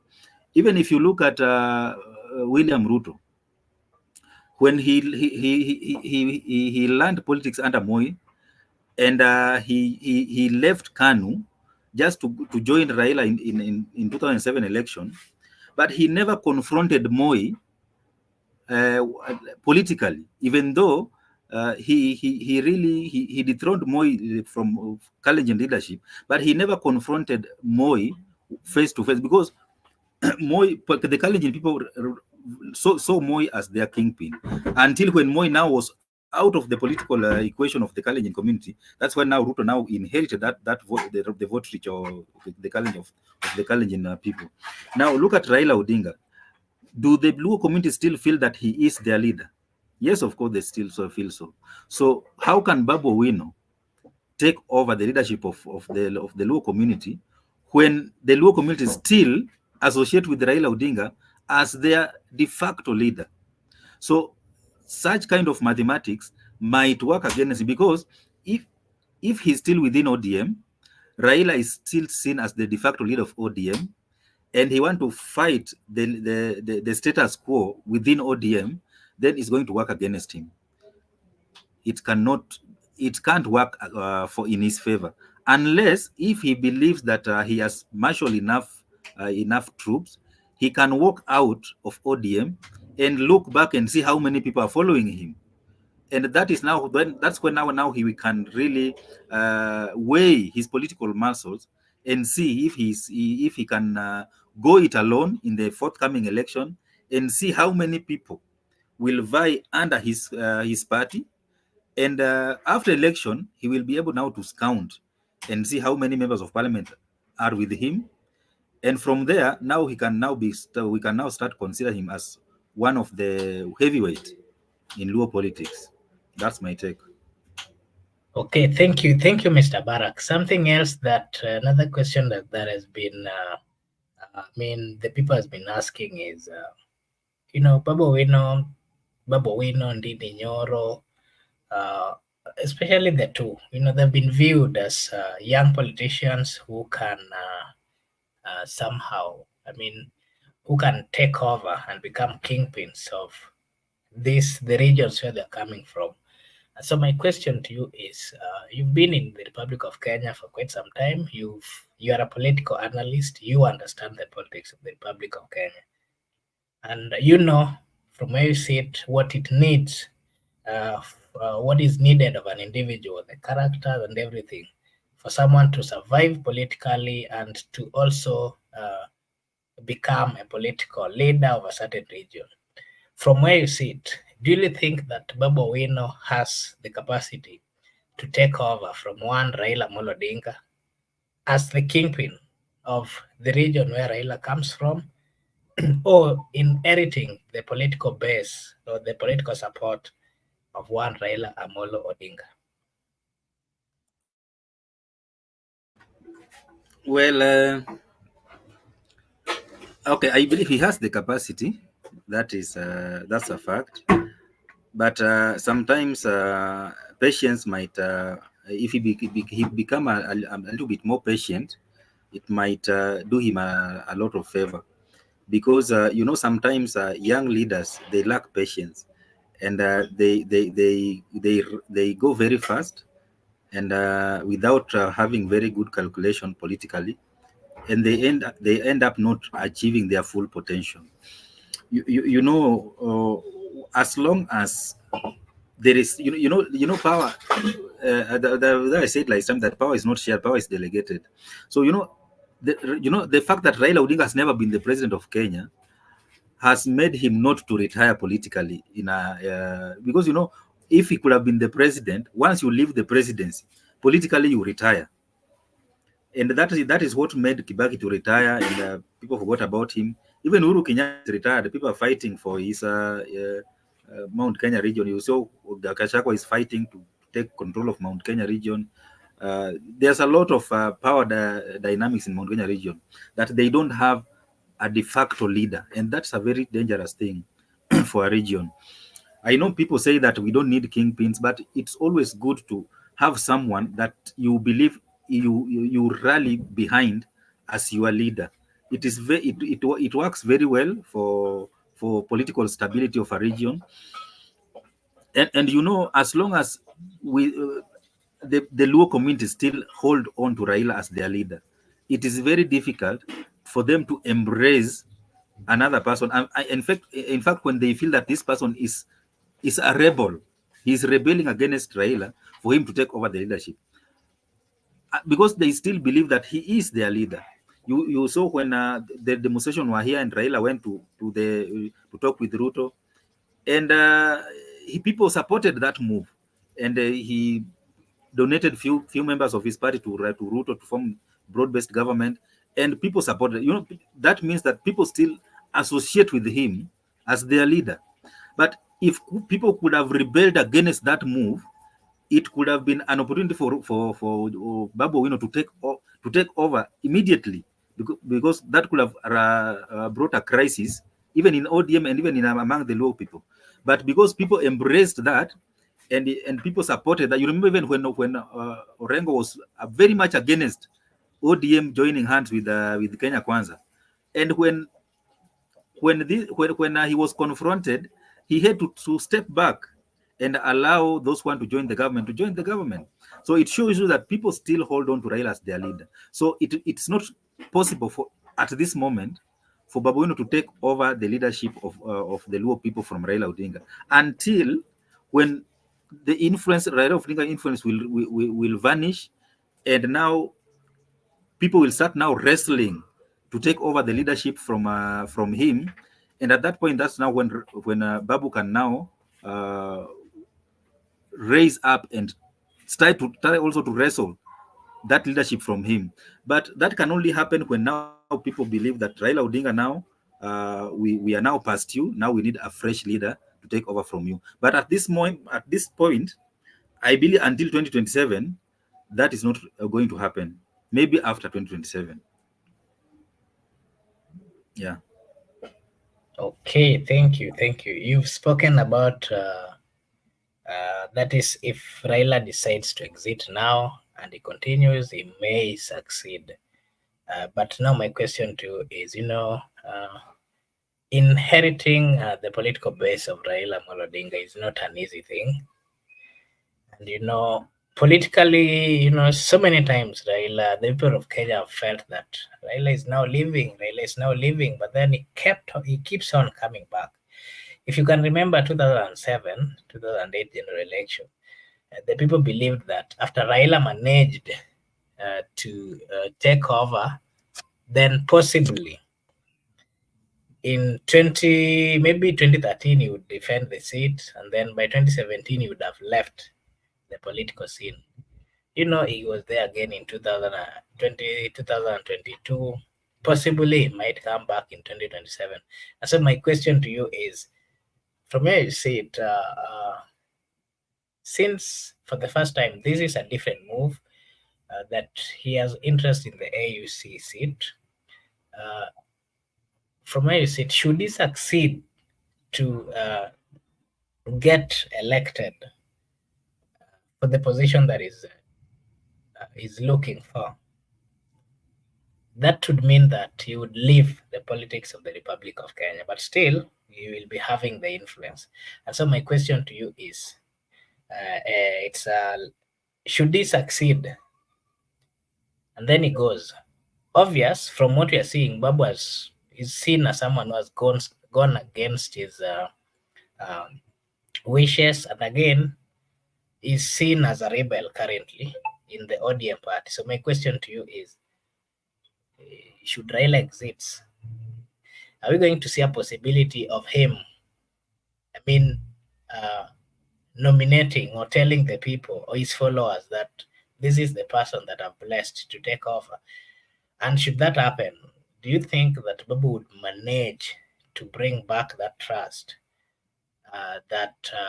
to the people, especially the followers, the current followers of Raila, until he gets to make them become the followers? Well, thank you, Mark. I think Raila has a huge constituency that believe in his ideology, believe in him as a leader, believe in his style of leadership. And these people are so much attached to him that once they see you as a rebel, that you want to wreck the ship from within, they really remove you from the equation. And you know, trust is something that is very delicate. That one is it's broken. Even repairing it is not easy. So that is the blunder that Babu Owino has brought upon himself, because he has shown him that he is rebelling against Raila Odinga within ODM, and you know, he has been apart when he left campus politics. ODM, he has been riding on ODM, and you remember in 2017 he was arrested for going overboard on talking about the then president Uhuru Kenyatta, and it was an outcry. He was doing that because he was a sycophant of ODM and Raila Odinga. So he has really rode on ODM to become who he is now in the city politics, because you know, people might claim that he made a name when he was in campus, and you know, campus politics and national politics are totally different things. People have been in campus politics, but they've never managed to make a name for themselves in the elective politics, in the national politics. So Babu Owino transitioned from campus to the national politics, and he rode on ODM, and it is now ODM that he's now trying to rebel against. So you know, we have diehard ODM diehards, and we have leaders in ODM who believe in ODM, and they can even use ODM to do even monkey business in politics. So I think that those diehards, once they lose trust on you, it is not easy for that trust to be repaired. So it is, I think, I don't know what Babu Owino is going to do to ensure that he wins that constituency, but politics, leadership, you just have to make yourself, build yourself. So sometimes you might even overlook such people, and now you focus on people who believe in you, and you focus now on increasing that number of people who believe in you, so that you can also build a name. Because I remember even when Raila was starting with NDP, not all those followed him, but his influence continued to grow with time, until it reached a point that if you fight for election, if you are not supporting him, or you're not in his party, automatically you could not make it. So even Babu Owino, if he believes that he has the capacity and he has the guts to try that, he can try and focus on people who believe in him, and now and grow that number with time. And who knows, maybe in 2032, in 2037, he might be the ultimate kingpin of the Luo people. That's my take. Okay, thank you, Mr. Barak. Babu Owino is a politician in the county of the county government the city county, that is Nairobi, and Nairobi is the capital city. We've always had this notion that once you survive in the politics of Nairobi, then you have higher chances of getting into these top positions, like the CS positions, the deputy president, the president. And the people are also saying that here in Nairobi, we've seen very popular politicians. The likes of Mike Sonko was very popular, followed by almost everyone, was known actually in the whole country. People like Johnson Sakaja, very famous, got support from all different, political thinkings and parties. We've seen very popular politicians, but the moment they get into the governorship, politically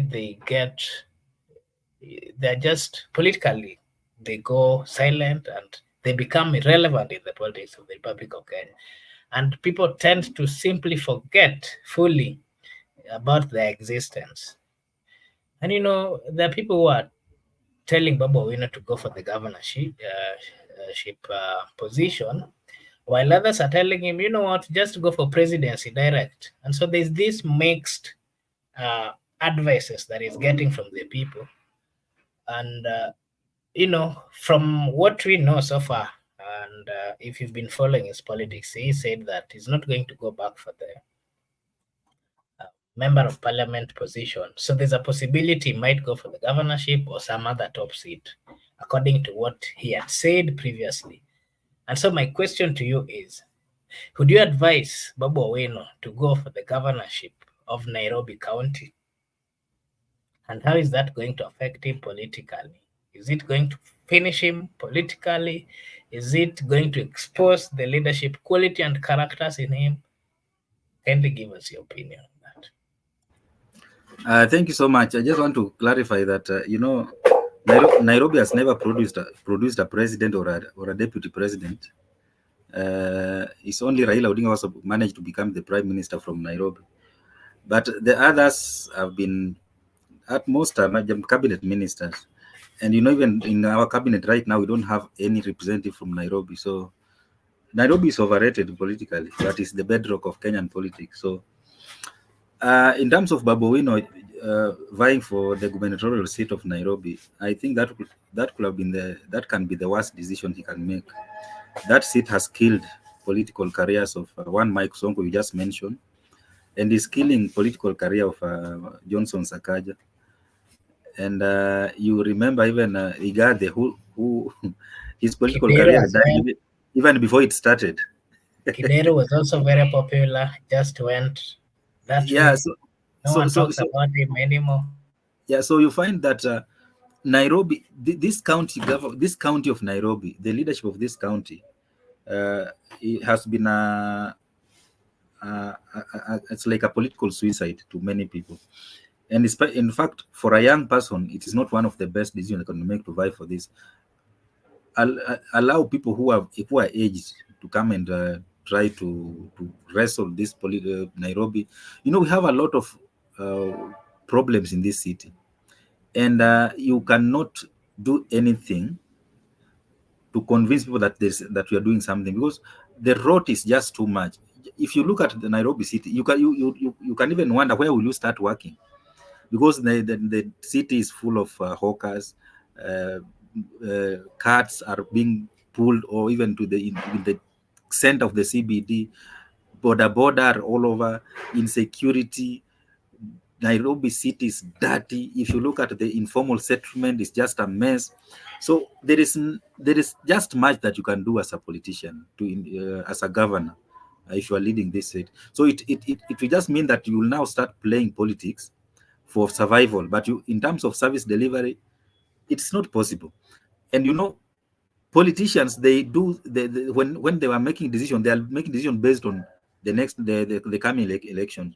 And in Nairobi, if you want to streamline Nairobi, you have to affect majority of the people who are living in the informal settlement. Because if you want to build roads, if you want to ensure that there is no stealing of electricity, if you want to ensure that every household has water, if you want to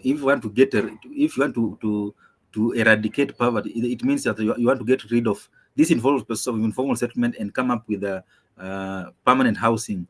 It means you're going to demolish these iron sheet houses, or even wooden houses, so that you can construct modern houses. It means you're going to affect the lives of hundreds of thousands of people.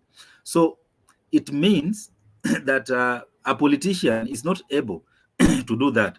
And remember, even the transport sector, the public transport sector of Nairobi, we don't have a bold politician who can ensure that they bring sanity. Yeah? Compare with our neighbors, Tanzania and Rwanda. John Pombe Magufuli became the president, and he introduced BRT, and within 1 or 2 years, it was operational.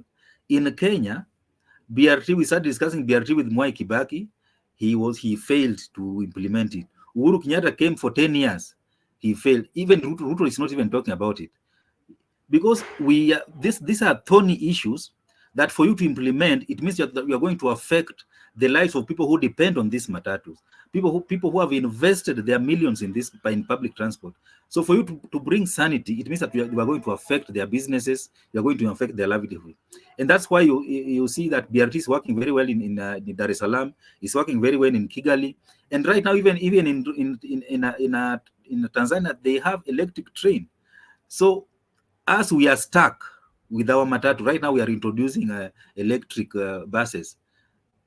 You know, we in the next 10 years, I'm telling you, we are going to be lagging behind even in East Africa, because our political leaders are afraid to make tough choices. Because for you to bring change, you have to make very difficult and painful decisions. And that is what is lacking. And the moment we don't have a leader who can do that, there's nothing they can do to show us that they're working. Remember, Mike Sonko decided one day that he was going to ban matatus from entering the CBD. And if you are in Nairobi that day, you remember what happened. So Mike Sonko was a bit bolder, but he was quickly removed out of office so that he cannot go very far with his bold decisions. And you know, since Sakaja came in office, he was only boasting about dishing a county.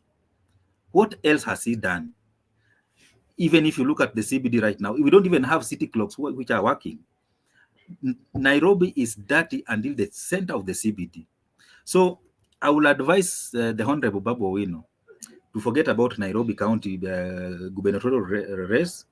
He can concentrate on the Embakasi East parliamentary seat, and even become. He can even join forces after 2027 election, and negotiate for a deputy president position. You remember Rigathi Gachagua was just a one-term member of parliament for Madeira. He was not a governor, and he became the deputy president. And even William Ruto, he never became a governor. He just rose from being a North member of parliament to become the deputy president.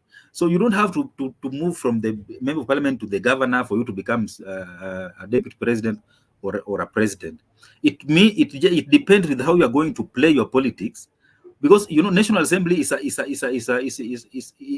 house is where you can build your career, because you are you have a national platform to show to the country what you are capable of. But when you limit yourself to Nairobi County, and with all these problems we are experiencing in Nairobi, I think he's going to put a lot of bottlenecks on his political career that is going to cost him his career.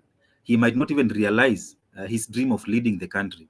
But if he focus on the Embakasi East, and from there, after 2027 election, he can build alliances with other politicians and maybe negotiate for a bigger position in 2032 election. And who knows, he can even be the deputy president. It depends on how he plays politics after 2027. But Nairobi governor, I don't think it's a good idea, according to my opinion. Thank you. Okay, thank you. Thank you, Mr. Barak. Something else that I wanted you to, you've just spoken about the character that is needed in Nairobi. You can hear me? Can you hear me? Yes, I can hear you, Mark. Continue, okay, please. Okay. Yeah. So you've spoken about a character that is needed in Nairobi, being bold, courageous, you know, and these are some characters that we saw in one Dr. Matiang'i. You know, when Matiang'i got into the position of cabinet secretary, he came as a bold, courageous, some people would say was a dictator in a manner. And you know, many of things that he was trying to implement as a cabinet secretary were opposed by even leaders themselves. You know, if you remember the yellow, the painting of yellow buses, school buses, you know, if you remember the issues of examination, sanity in the education sector, you know, he managed, you know, when it came to the transport part, you know, he did well. And just because of the boldness and the courageousness, the courage that we saw in him, so many people are actually saying that, you know, We want him back. Let him come, at least vie for presidency or deputy president. If given a position of deputy or president, according to what the people are saying, he can deliver. But, Babu has also been viewed as someone who is bold, courageous, and with some dictatorship bit, And, if you hear what people are saying, they say that the character of one Babu Owino and those of Matiang'i are almost similar. And so my question to you is, Nairobi cannot be run with any person who is weak. That's a fact. No matter how popular, how loved they are. But Nairobi requires someone who is bold, who can take very serious, can make serious decisions, and whatever the decisions and whatever the circumstances, they will stick just to ensure that whatever they want is delivered. While Babu was at the University of Nairobi, most of the times when he wanted something done, we saw so many instances that they make very tough choices. And so the question that I'm asking you is, do you think he has the character that is similar to that of Dr. Matiang'i? And if so, are we going to see him succeed in the manner that Matiang'i did? Well, thank you, Mark. I thought so, but when he failed to make his stand known during the impeachment of Gachagua, I took a step back and reflect on his leadership journey. I cannot compare Babu Owino and Matiang'i because Babu Owino has never gotten an opportunity to serve in an executive role. He's only serving in a representation role where he's serving as a member of parliament. Member of parliament, you represent, you legislate, and you do oversight. But Matiang'i got an opportunity to serve as a CS, where he implement policies and everything. So comparing the two, we might not be fair to Babu Owino because he has not gotten that opportunity yet. But Matiang'i, if you look at how he performed even in the information ministry before he became the CS for education, how he led the transition from analog to digital, and how there was a lot of resistance from especially Royal Media Services, Nation Media Group, and Standard Group.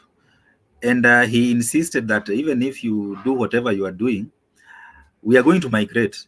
And indeed, Kenya migrated from analog to digital. And right now, and when people now started experiencing the benefits of digital media, they see people now started praising Matiang'i, because when he was insisting that we transition, people were seeing that they are being punished by being told to go and buy some decoders or even buy digital televisions. But once you start now receiving the benefit, now you see the importance of that migration. And the media houses that were against it, they had to embrace that idea, and they had to upgrade their system so that their system now comply with the digital requirement. Now, look at what he came and did in education ministry. Something that has been a headache to Kenya since independence. He came in, and within 1 year, he had already streamlined the education, the examination system.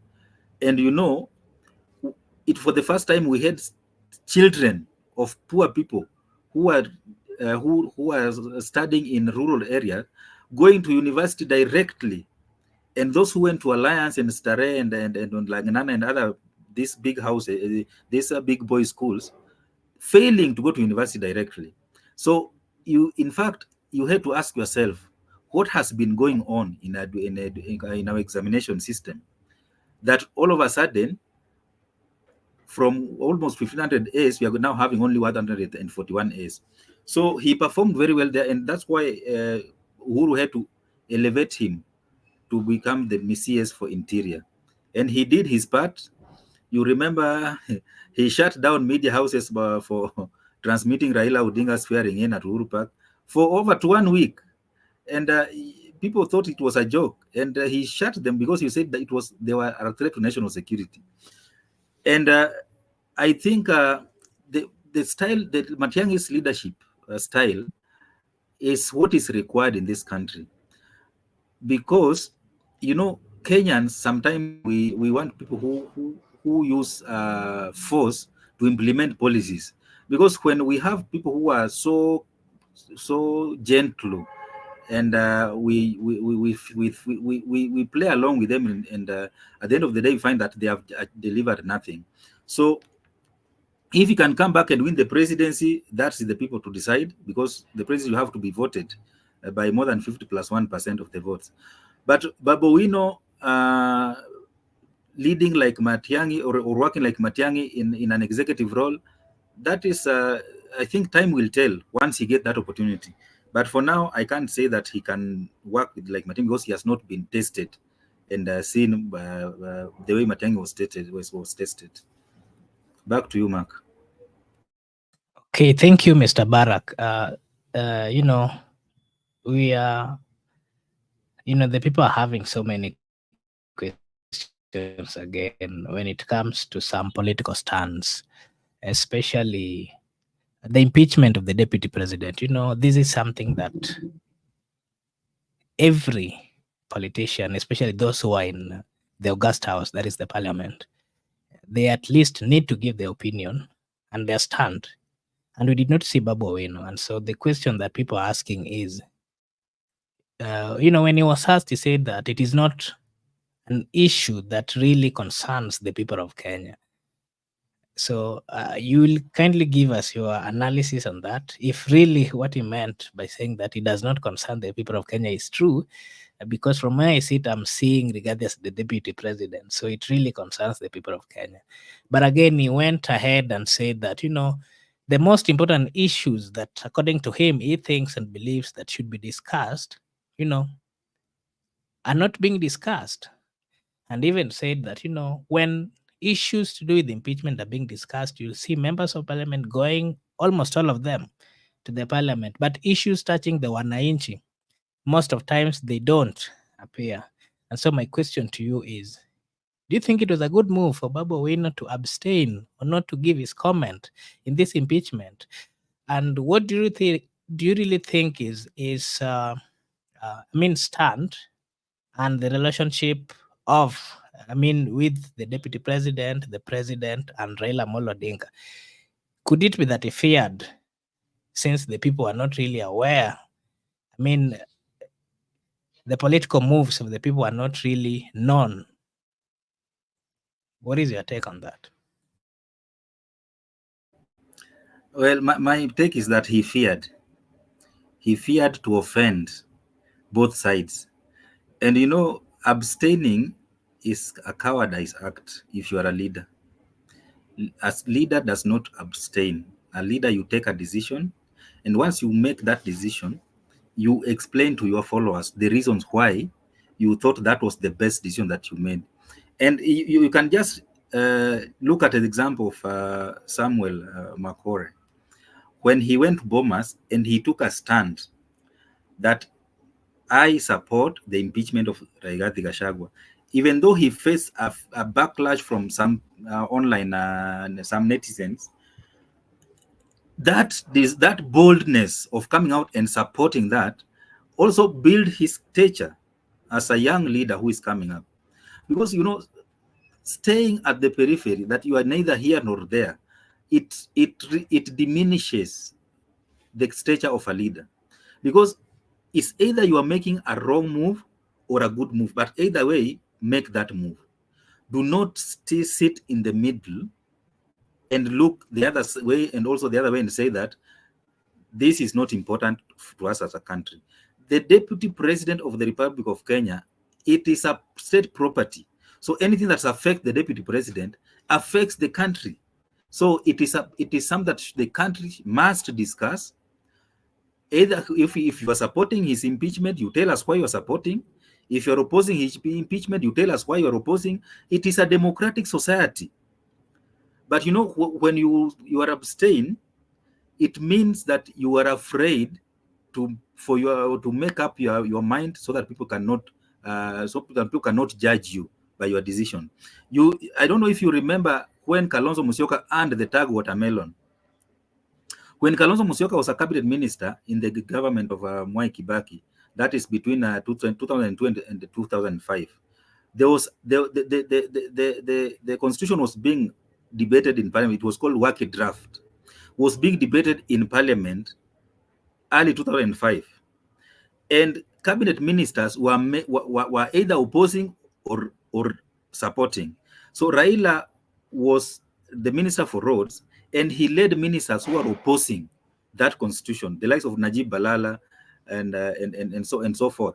So, and the Karaito Murungi, being the minister for justice and constitutional affairs, led the ministers who are supporting the constitution, the Waki Draft. So when time for voting came, Kalonzo Musyoka went and hid in the toilet in parliament. And if you look at the clips, you'll see the one Kalembe Ndile laughing at Kalonzo, because he said, you cannot make up your mind. Either you are supporting this thing or you are opposing, because Kalonzo he didn't want to be judged being a cabinet minister. And when after parliament has passed that constitution, it went to the referendum, and Raila Odinga led the minister who are opposing, and he led the no campaign, and the no campaign won, and Kibaki later on threw all of them out. And now when 2010 came, the now constitution now that we have right now, Kalonzo Musyoka did not come out clearly to campaign for that constitution, and because no was red and yes was green, that's why he was told that outside he is green and inside he is red like a watermelon. So sometimes it is very important for a leader like Ruto. He came out very clearly and he opposed the constitution, and people knew that he opposed the constitution, and that did not stop him from becoming the deputy president and the president under the same constitution. In fact, he's one of the beneficiaries. He has benefited more from even all the people who supported the constitution. So coming up and making your stand known creates you and builds you as a leader, and people will believe in you, saying that you are someone who is bold enough to make up your mind even when these situations are very tough. But being neutral can bring some tasks upon you that are not good for you, for your political career. That's my take. Okay, thank you, Mr. Bara. Could you kindly also give us your opinion on what has been going on in the courts? We're now leaving the story of Babu Kidogo. So my other question to you is, if you've been following the sessions at the court, what is your take on what happened yesterday, the whole analysis? Because what we saw was a calm environment compared to what we've been seeing in the previous sessions. What's your take on what happened yesterday, and briefly maybe where we're headed? I think yesterday the hearings went on well, and I think I've not watched what happened today, but I know the verdict is going to be delivered tomorrow. So I think tomorrow is when now we expect a bombshell, because the decision of the High Court has a lot of impact. You remember when BBI was rejected at the High Court, even though they appealed to the Court of Appeal and even went on to the Supreme Court, the verdict remained the same.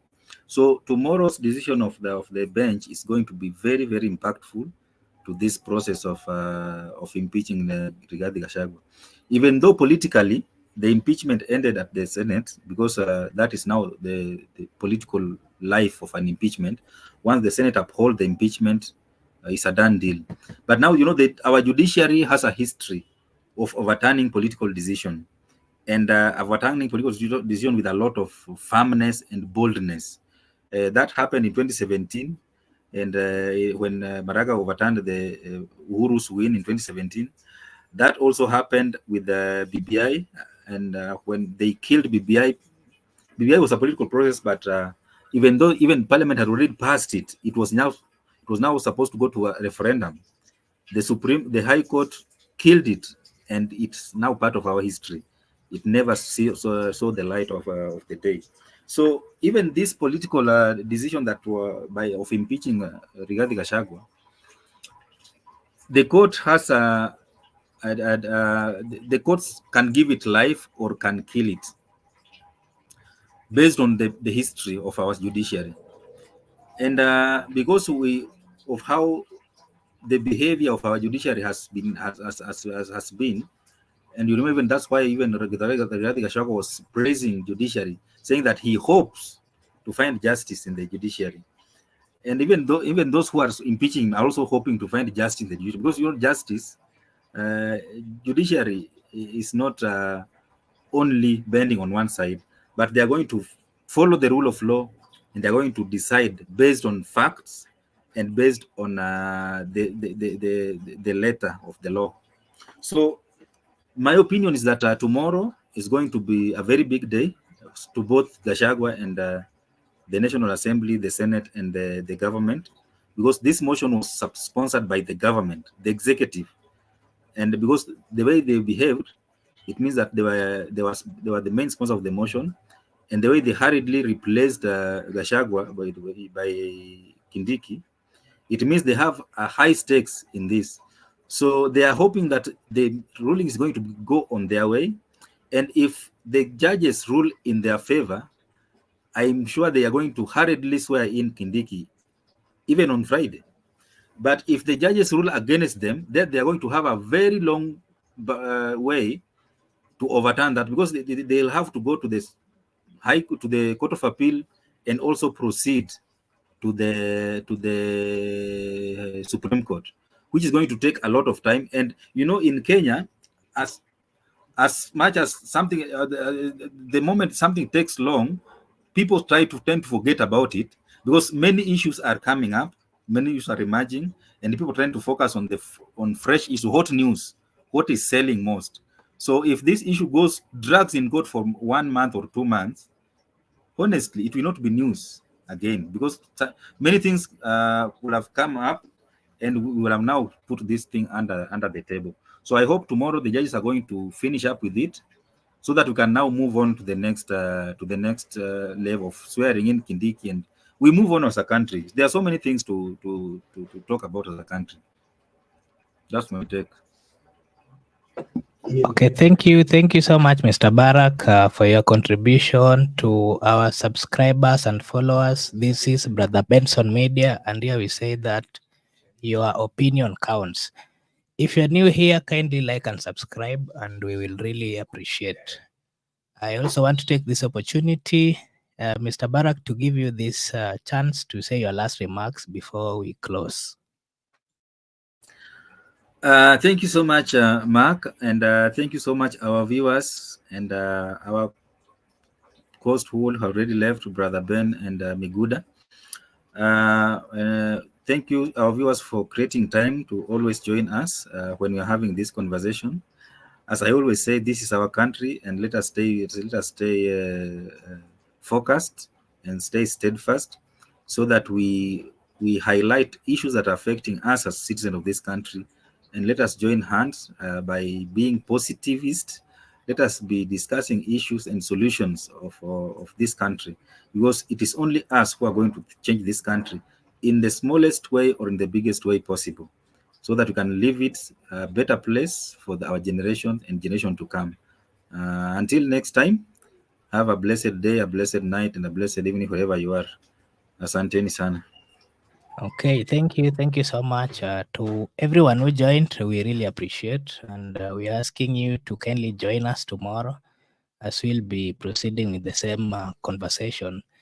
If you're new, we're just reminding you to just like and subscribe to the channel. Tutashukuru.